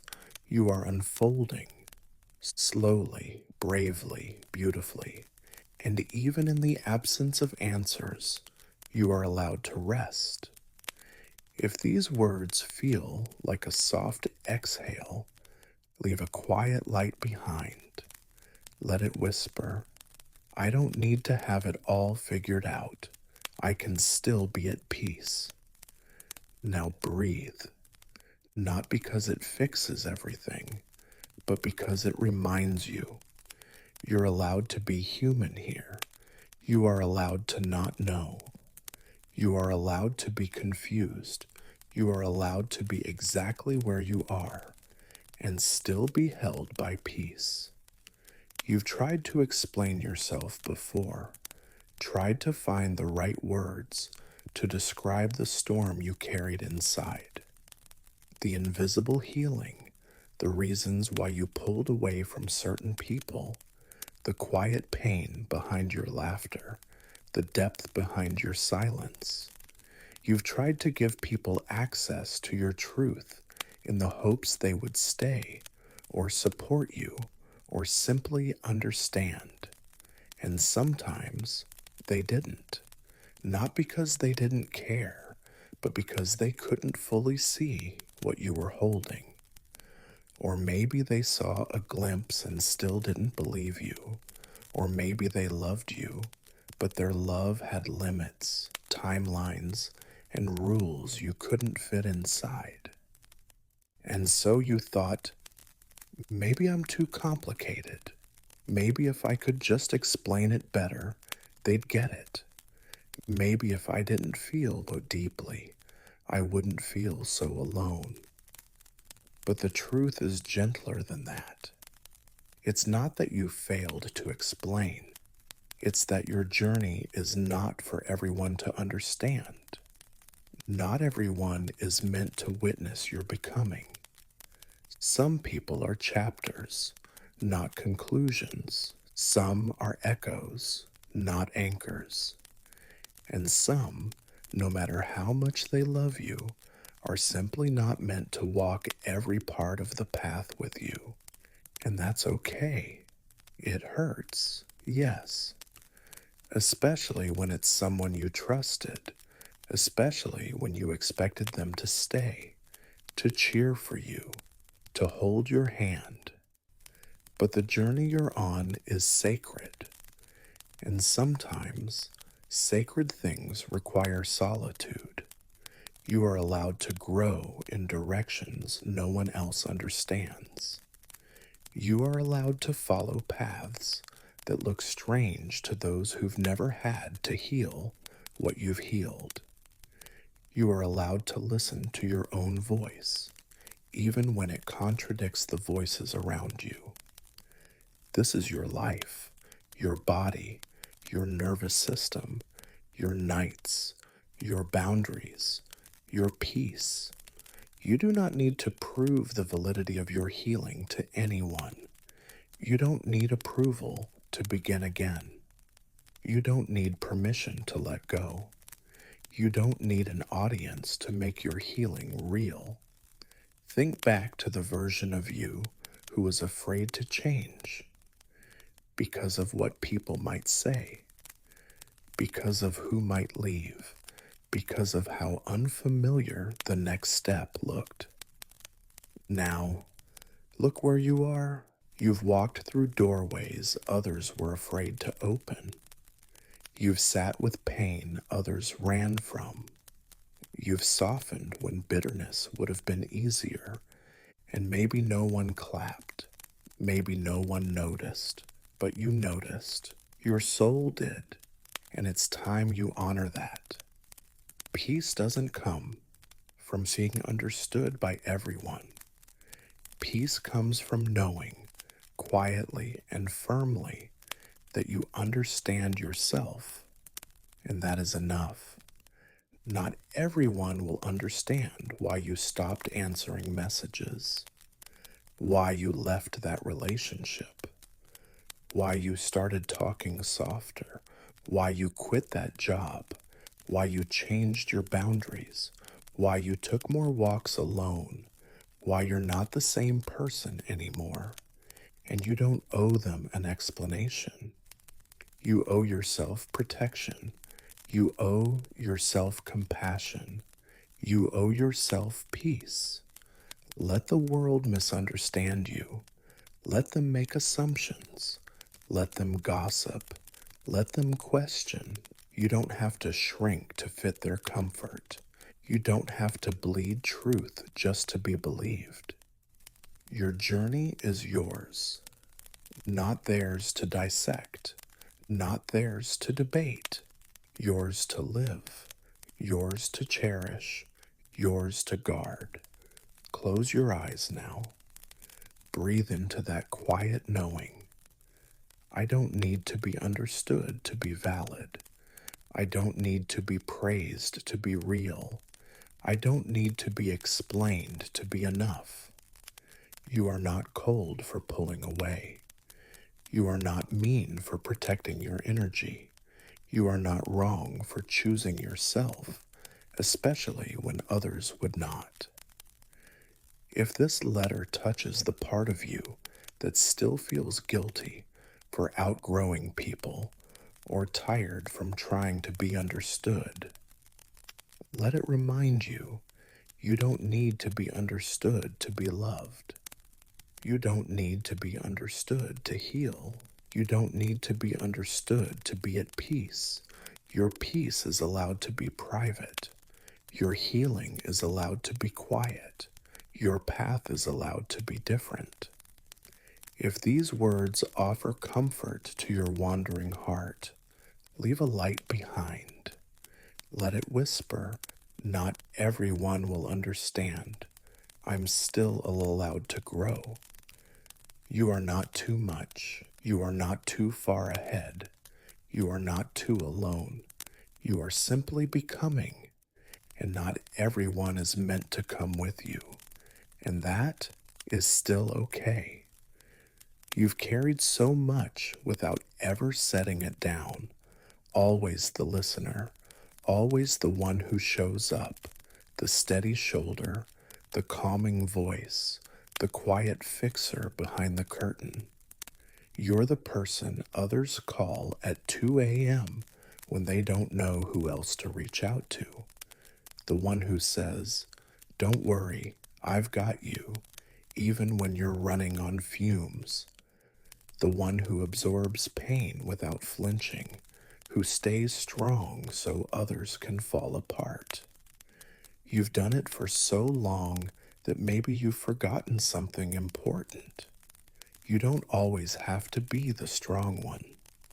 Somewhere along the line, you learned that love meant holding it all together, that you're only valuable when you're useful, that being dependable means never breaking, never needing, never asking for anything in return. And so you buried your softness beneath resilience. You learned to smile through your own chaos. You convinced yourself that your pain could wait, that there would be time later to fall apart once everyone else was okay. But when does later come? When do you get to set it down? When do you get to exhale? You are not weak for needing rest. You are not selfish for wanting to be held. You are not failing because you're tired. Even the strongest walls crack. Even the deepest roots need watering. Even the moon disappears for days. Strength isn't the absence of pain. It's the willingness to feel without shame. To say, "I'm not okay right now," and let that be enough. To let the tears fall without needing to justify them.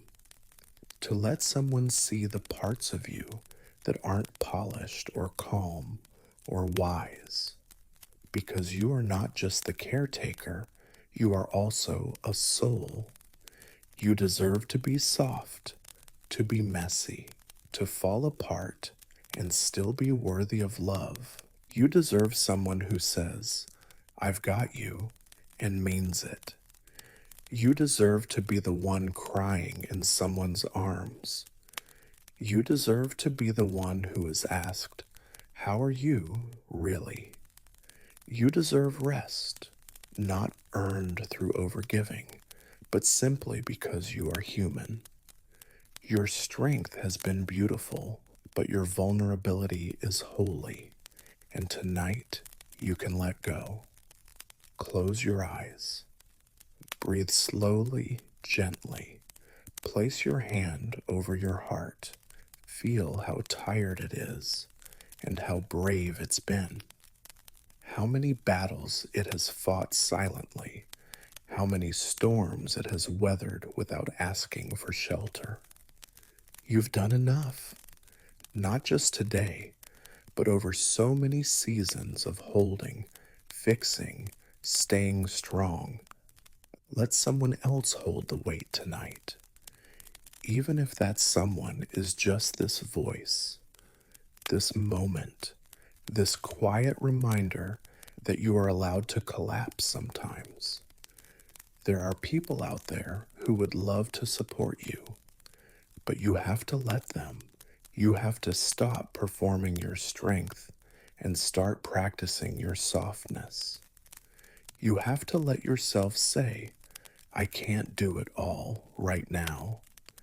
You have to be okay with not having all the answers. You have to accept that sometimes your only job is to be and breathe. You don't need to earn rest. You don't need to qualify for gentleness. You don't need to prove your worth before receiving kindness. And if no one else is saying it to you right now, let me say it softly. It's okay to not be okay. It's okay to cry. It's okay to feel overwhelmed. It's okay to want a break. It's okay to want to be held. It's okay to say, I'm tired of being the strong one. Your softness is not weakness. It's where healing begins.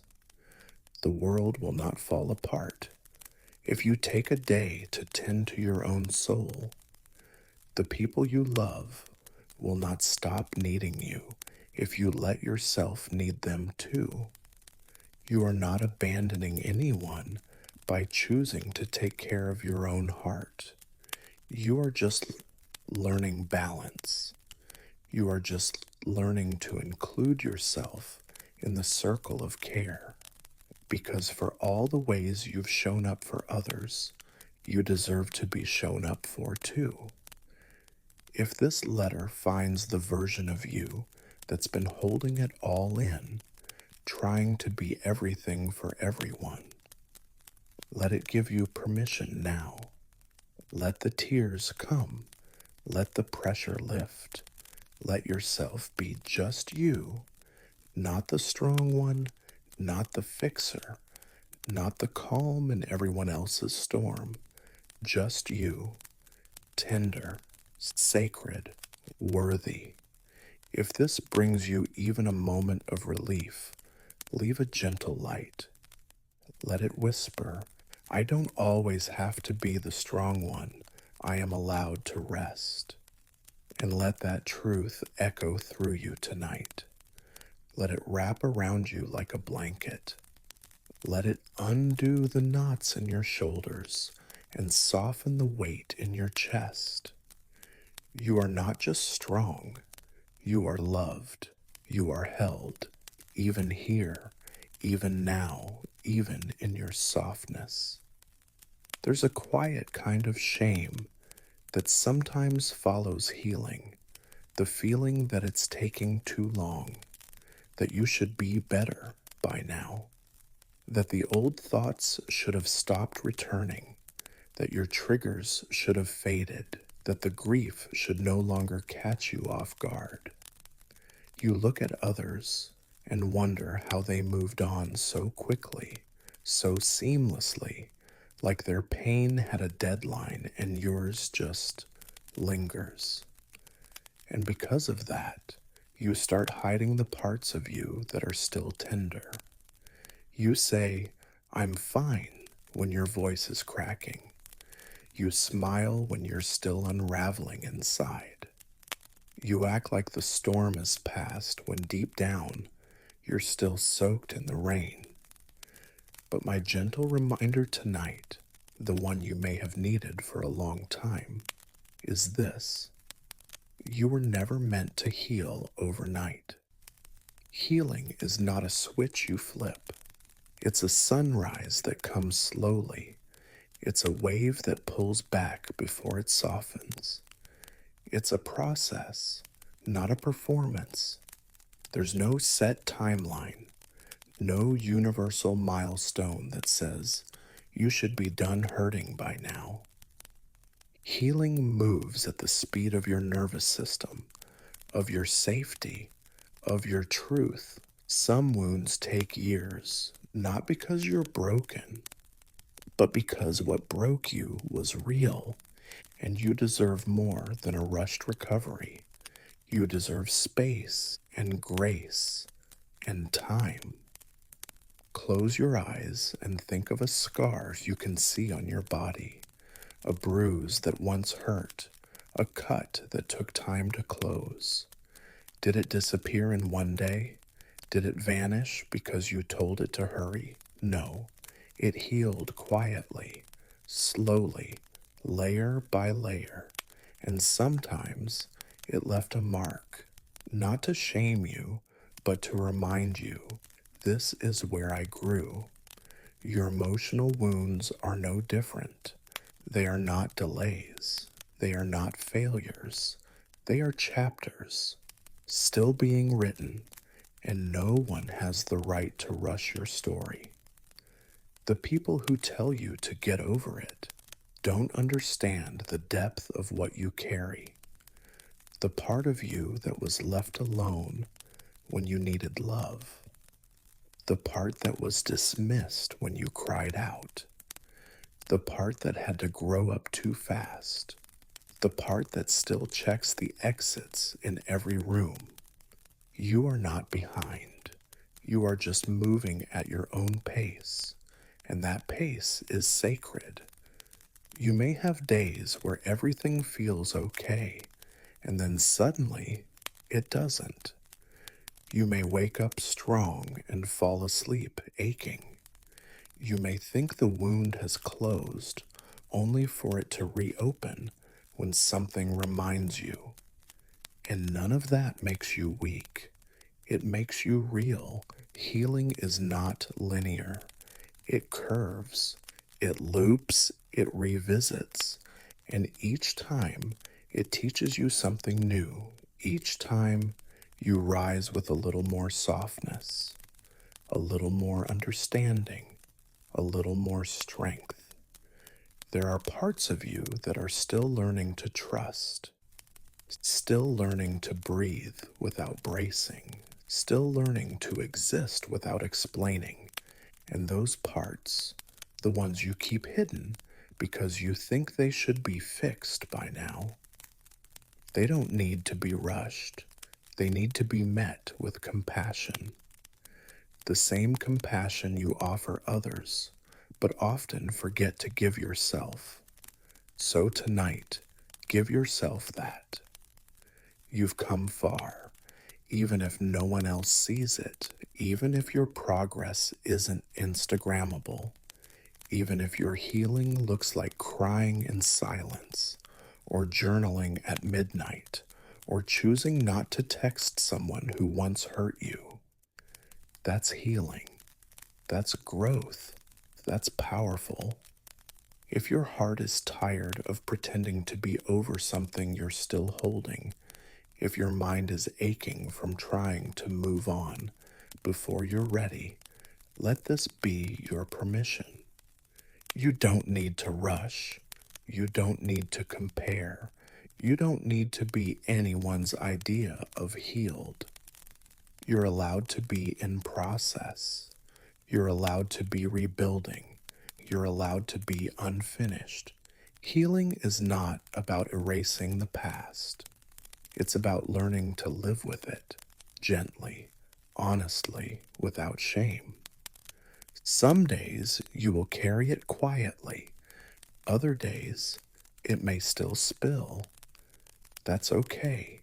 You are allowed to be both the storm and the shelter, the ache and the healing, the memory and the future. You are not stuck. You are not lost. You are becoming. If this letter found the part of you that still wonders, why is this taking so long? The part that fears they'll never be whole again, let it remind you, you are already whole, even in your healing. You are not late. You are not broken. You are just moving at a human pace, and that's enough. If these words bring softness to your soul, leave a quiet light behind. Let it whisper, I was never meant to heal overnight. I am healing in my own time. And may that truth be the lullaby your mind needed, a reminder that you don't have to rush to rest. You are allowed to be a slow miracle, and that is still enough. Somewhere deep in your chest, beneath the tired thoughts and quiet regrets, there might be a voice whispering a hard truth. You want to start over, not because you failed, not because you're weak, but because something inside you is ready to bloom in a different direction. Yet still, you hesitate, because we're taught that starting over means we did something wrong, that we wasted time, that we should have known better, chosen better, planned better, that to begin again is to admit defeat. But what if that's not true? What if starting again is not failure, but freedom? What if the bravest thing you can do is let go of the path you outgrew? Not because it was all wrong, but because you are no longer the same. You are allowed to change your mind, to change your dreams, to shift your direction, to rewrite your story, even if others don't understand, even if it doesn't look like progress from the outside. Starting again doesn't mean you've lost everything. It means you're choosing not to stay stuck in something that no longer holds you. It means you're listening, really listening, to the quiet truth in your chest that says, this isn't it anymore. That voice is not confusion.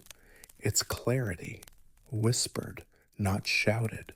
We live in a world that romanticizes sticking it out, pushing through, proving we can stay no matter the cost. But your soul isn't asking you to endure endlessly. It's asking you to evolve, to follow the deeper rhythm that may not match anyone else's expectations, to honor the season of your life that's asking you to return, not to the beginning, but to yourself. There's no shame in changing course. There's no shame in walking away from something that once fit, but no longer feels like home. There's no shame in saying, I thought this was right, but I've learned something new. That's not quitting. That's growing. Close your eyes, love. Breathe deeply.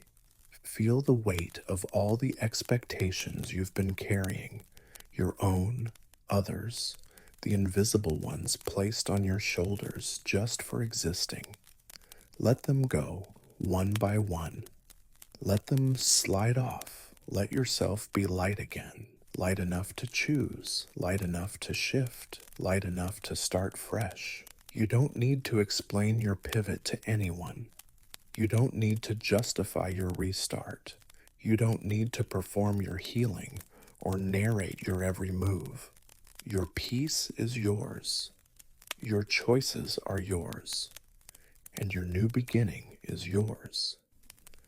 Some people won't understand why you need to step back, why you left, why you changed, why you're softer now, why you no longer tolerate what you used to, why your pace is different, why your priorities feel foreign to who you once were.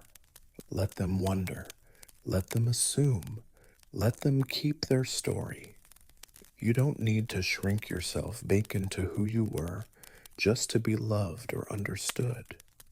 You're allowed to begin again, even without applause. Sometimes you'll need to grieve the version of you that hoped it would work out, that gave everything, that waited, that stayed, that tried so hard. It's okay to cry for that you. They were trying their best with what they knew. They weren't wrong. They were growing. They weren't weak. They were learning. Let that version of you rest now. Thank them and walk forward. You're not starting from scratch. You're starting from experience, from wisdom, from clarity, from courage. There's nothing weak about a blank page. It's where poems are born. It's where blueprints live. It's where reinvention happens. So if today or tonight your heart is telling you, I don't want to keep walking this way, listen to it. That voice is not lostness, it's direction. It's your inner compass realigning. It's your peace rising. It's your spirit saying, there's more for me, and I'm allowed to go find it.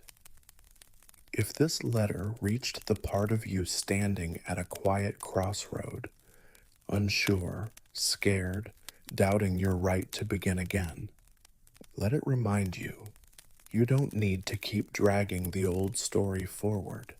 You don't need to prove anything. You just need to trust that your soul knows something your fear doesn't. And you can begin again, without shame, without guilt, without needing permission. If these words feel like breath after holding your chest too tightly, leave a soft light behind. Let it whisper, it's okay to begin again. I'm not lost. I'm just starting over. You are not behind. You are not too late. You are not broken for needing something new. You are a garden, forever in season. And this is just your next bloom. There was a time when you gave your heart without question, when someone asked for your time, your energy, your presence. You said yes. Not always because you wanted to, often because you felt you had to, because you didn't want to hurt anyone's feelings, because you were afraid of being misunderstood, because a part of you believed that love meant constant availability, that connection required constant openness.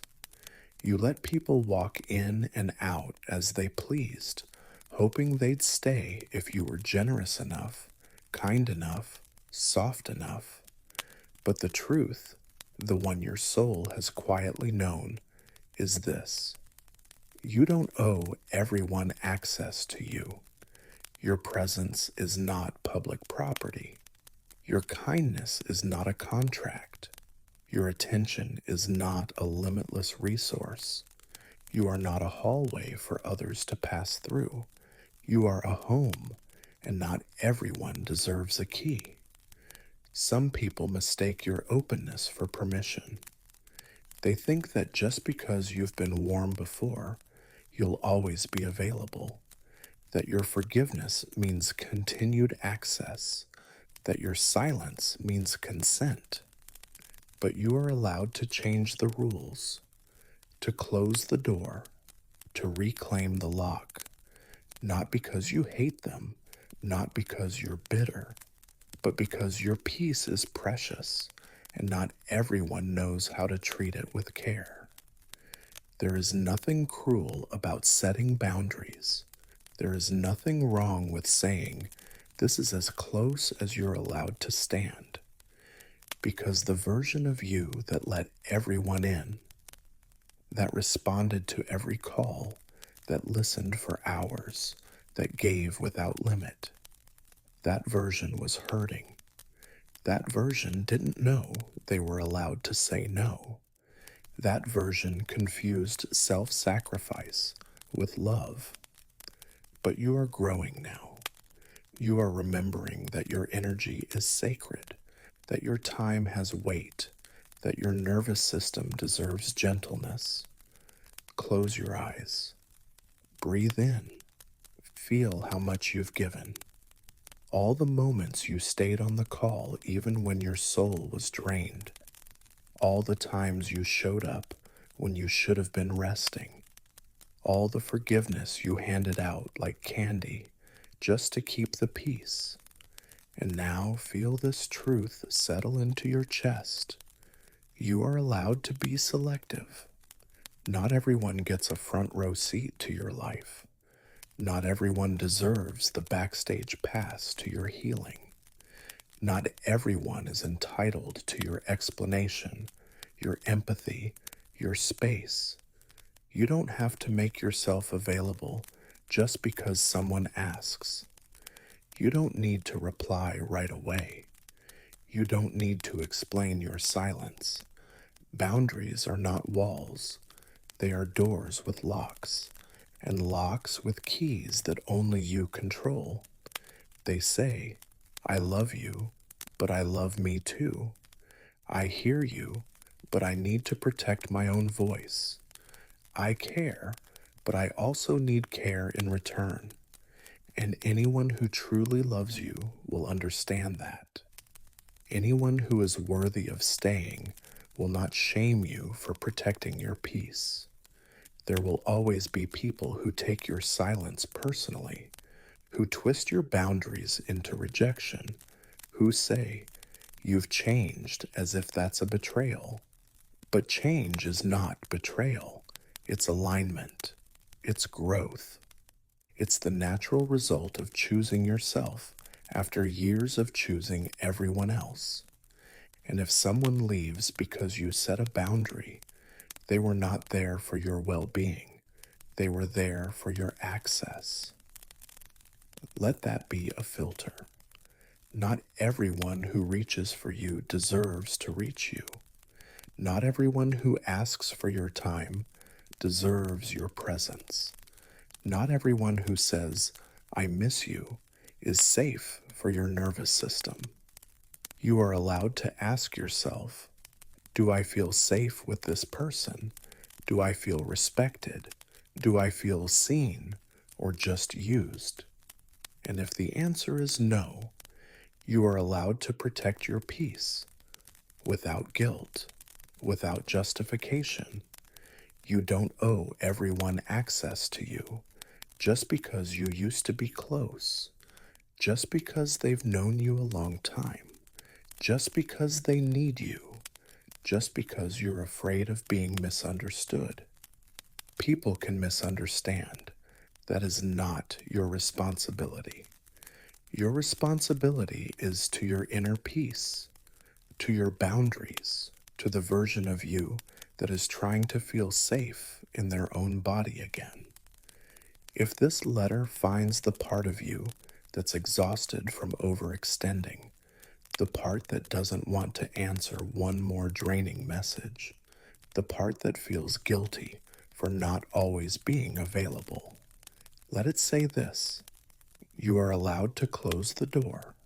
You are allowed to rest. You are allowed to give yourself the silence you offer others. And that silence, it's not selfish, it's sacred. If these words feel like a breath you've been waiting to exhale, leave a gentle light behind.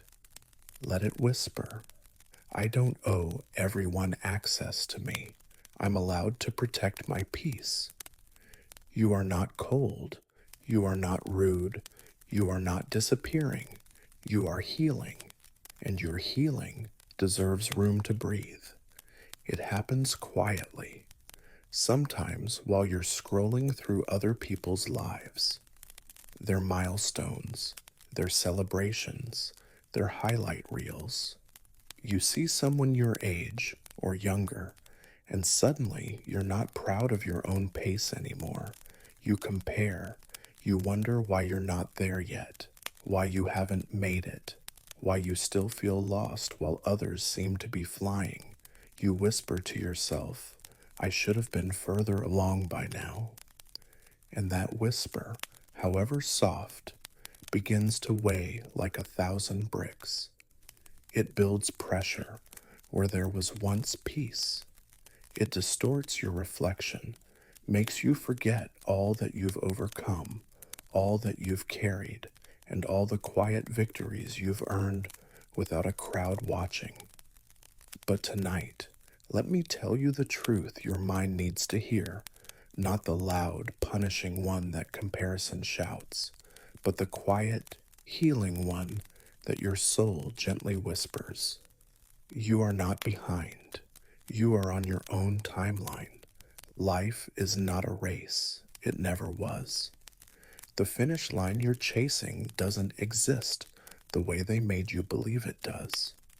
The truth is, no one's path is linear, even when their photos suggest otherwise.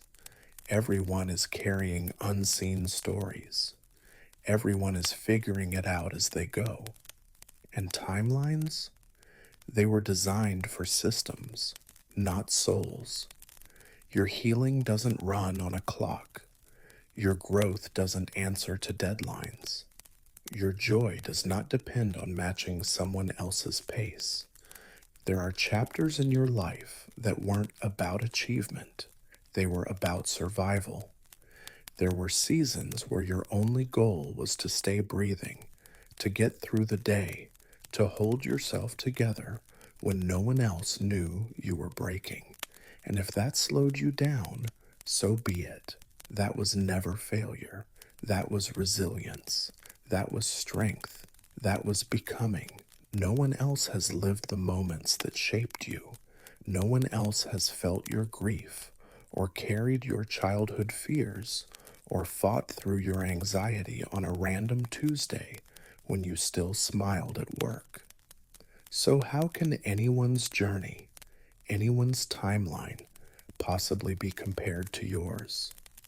How can the crooked path you took, filled with detours of pain and quiet recoveries, be expected to match someone else's highlight reel? Take a breath now, a deep one. Let the air go down to your belly. Hold it, then let it out slowly, like you're releasing a weight. Do that again, because right now, your nervous system needs reminding that you are not late, not for success, not for healing, not for love, not for peace. You are blooming on time, even if the world doesn't recognize the season you're in. Sometimes we confuse visibility with progress. We assume if it's not posted, it's not happening. But your inner work, your quiet progress, your healing, your boundaries, your decisions to rest instead of hustle, those are milestones too. They just aren't rewarded publicly. But they matter. Oh, they matter more than most of what the world claps for. Because they mean you are choosing your health, your truth, your self-worth. You've done more growing than you give yourself credit for. You've outgrown people you once thought you couldn't live without. You've walked away from patterns you once mistook for comfort. You've stood up for your peace, even when it meant disappointing others. You've chosen to slow down, even when the world pushed you to rush. And all of that, every bit of it, is beautiful. You are not behind. You are healing things no one sees. You are rebuilding things no one claps for. You are becoming someone that no one else has ever been. And that is not delay. That is divine timing. There will be days when the weight of comparison creeps back in, when the voice in your head tries to convince you you've missed your moment. On those days, pause, step away from the noise, come back to your breath. Remember who you are when no one is looking. You are more than your productivity, more than your pace, more than what the world sees. You are worthy now, not someday, not when you finally arrive, not when your timeline looks like theirs, but now, in this breath, in this body, in this beautiful unfolding moment of becoming. Close your eyes for a moment and whisper to yourself, I am not behind. I am right on time for my life. Let those words settle like warm sunlight on your chest. Let them dissolve the pressure, soften the tightness, quiet the shame, because they are true. And if you needed someone to remind you tonight, let me say it as gently as possible. You are doing better than you think. You are further than you believe, and you are not late for anything meant for your soul. If this brings your heart even a drop of ease, leave a soft light behind. Let it say, "My journey is mine, and I'm on time." Rest easy tonight. The clock is not your enemy. You are not running out. You are just beginning.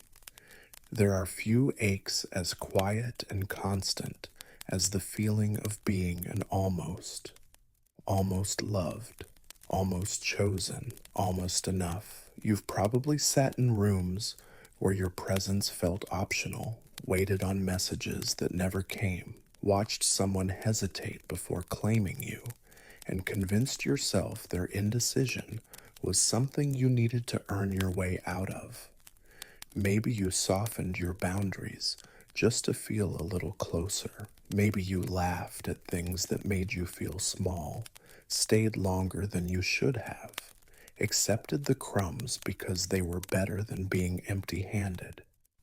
But let me whisper something that your soul has always known, even in the moments you forgot. You deserve to be chosen, not eventually, not reluctantly, not almost, fully, clearly, easily, without begging for it. You don't have to perform for love. You don't have to shrink for acceptance. You don't have to convince someone to see your worth.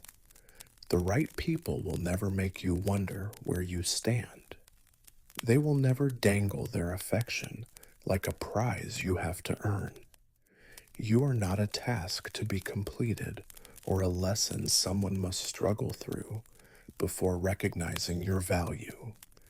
You are not a placeholder. You are not an option. You are the entire path, and you deserve to be walked toward with intention. Sometimes, when we grow up equating love with effort, we think the more we give, the more likely we'll be kept. So we overextend, we overthink, we over-apologize, we make ourselves small so someone else can feel large in our presence. But all that does is drain your soul. You end up staying awake at night, analyzing every word, every silence, wondering if this time you did enough to be worthy. That is not love. That is emotional survival. And you are allowed to step away from that cycle. You are allowed to stop chasing people who only meet you halfway. You do not need to beg someone to stay. You do not need to explain your worth. You do not need to convince anyone that your softness is strength, that your care is rare, that your heart is a home. The people meant for you will know it. They will feel your energy and treat it with reverence. They will choose you in the quiet and in the noise, not just when it's easy, not just when they're lonely, but consistently, because that's who they are. Close your eyes. Breathe in through the place that still aches. Let out the fear that you are too much or not enough. Let go of the idea that love must be earned. Let go of the belief that silence is your fault. Let go of the memory of the one who made you feel replaceable. You are not hard to love. They were just not ready to meet you where your heart lives. The right love will not be confused about you. It won't delay. It won't leave you guessing. It won't feed off your hope without offering peace in return. You don't have to be low maintenance just to be kept. You don't have to hide your needs to remain lovable. You don't have to mute your longing just to keep someone comfortable. Your needs are valid. Your voice matters. Your longing for consistency, for presence, for depth. It is not needy. It is human. You deserve love that feels like a steady hand. Love that doesn't arrive only after you've convinced someone to stay. Love that doesn't make you sit in the waiting room of someone else's uncertainty. If someone cannot see your value clearly, you do not need to shine brighter. You need to step away from their shadow, because real love doesn't make you feel like an inconvenience. It doesn't disappear when you show emotion. It doesn't shut down when you ask to be seen. Real love stays. It chooses, and it repeats that choice day after day. So tonight, if your heart still carries the weight of people who almost chose you, if it still flinches at the thought of being forgotten, let this be your healing. You don't have to earn the love you deserve. You only have to be yourself, honestly, unapologetically, fully. And that version of you, the real you, is enough for someone who's ready, enough for someone who won't let you question your worth, enough for someone who shows up without needing to be asked. Let your love be saved for someone who holds it gently, who does not fumble with your trust, who does not need convincing to stay. Let your energy return to you. Let your peace rebuild in the silence they left. Let your future not be anchored in their past confusion. And if these words felt like a hand on your shoulder, if they softened even one piece of the ache you've been holding, leave a little light behind. Let it whisper, "I deserve to be chosen," without begging for it. You were never too much. You were never asking for the impossible. You were simply ready for a kind of love they weren't built to give. That doesn't make you unworthy.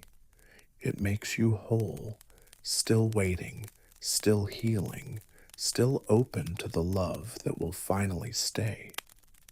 It's late again, isn't it? Too late for the world outside. The windows are dark, the streets are quiet, and most of the people you know have already drifted into the gentle pull of dreams. But you're still here, awake, thinking, breathing, wondering. Maybe your thoughts are pacing in circles. Maybe your heart is heavier than you'd like to admit. Or maybe, just maybe, you don't even know why you can't sleep. You just can't. And I want you to know something simple but powerful. If you're still awake, you're not alone. You're not the only one lying in a room dimly lit by the glow of a screen. You're not the only one listening to the quiet hum of a ceiling fan, watching shadows dance on the walls. You're not the only one replaying a moment from years ago or worrying about something that hasn't happened yet. You're not the only one with a chest full of questions and a head that just won't quiet down. Right now, somewhere in another city, someone else is awake, just like you. Someone is curled on their side, blanket pulled up to their chin, staring into the dark, wondering if they're the only one who feels this way. Someone else is scrolling for comfort. Someone is rereading an old message. Someone is whispering, "Please, just let me rest." And that someone, they are you. Different face, different life, same ache. So if tonight your thoughts are loud, your breath feels shallow, or your emotions feel too big for your body to hold, pause. Take a long, slow breath. In, hold it, and gently out. Again, you are allowed to slow down. You are allowed to feel tired without explanation. You are allowed to just be right here in this moment without fixing a single thing. There's no pressure here, no expectations, no need to reach for some great realization or solve every problem before sunrise. You don't have to explain what's wrong. You don't have to apologize for being sensitive or scattered or simply restless. You're allowed to feel everything and nothing all at once. You're allowed to simply exist because sometimes sleep doesn't come because your mind just wants to be heard, not solved, not silenced, just heard. So let me hear you, not with ears, but with presence. Let this space be the quiet corner where your thoughts are safe to wander without shame. Let these words wrap around you like the blanket you've been wishing your thoughts could become. You don't have to carry them alone anymore. Maybe your heart is grieving something unspoken. Maybe you're thinking of someone you haven't talked to in months. Maybe you're doubting your direction. Maybe you're just lonely, not for people, but for peace. And maybe all of that is okay. Maybe the night was never meant to be conquered, only softened. Maybe rest isn't always sleep.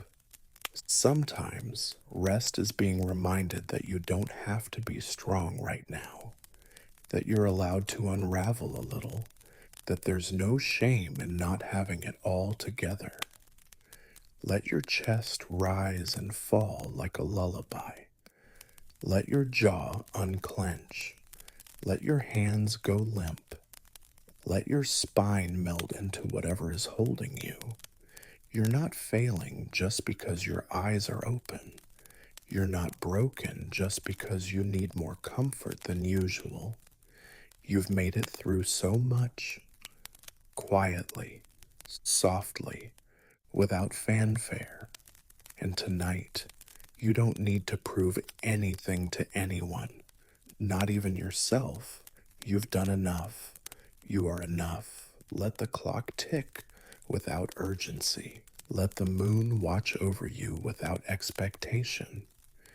You are not behind. You are not too late for healing. You are not alone in your wakefulness. If someone told you tonight that being awake means you're doing something wrong, let these words gently untangle that idea. There is no wrong way to be human, no wrong time to feel, no wrong hour to need a little extra love. So if you're still awake, it's okay. You're not broken, you're not weak, you're not too much, you're just alive, deeply, sensitively, beautifully alive. And in this midnight hour, that is more than enough. If these words brought even a sliver of warmth to your chest, a flicker of peace behind your eyes, leave a quiet sign of light behind.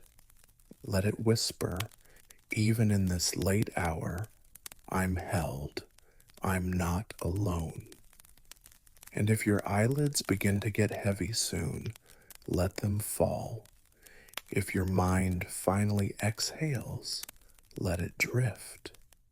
And if your heart softens even a little, let that be your rest.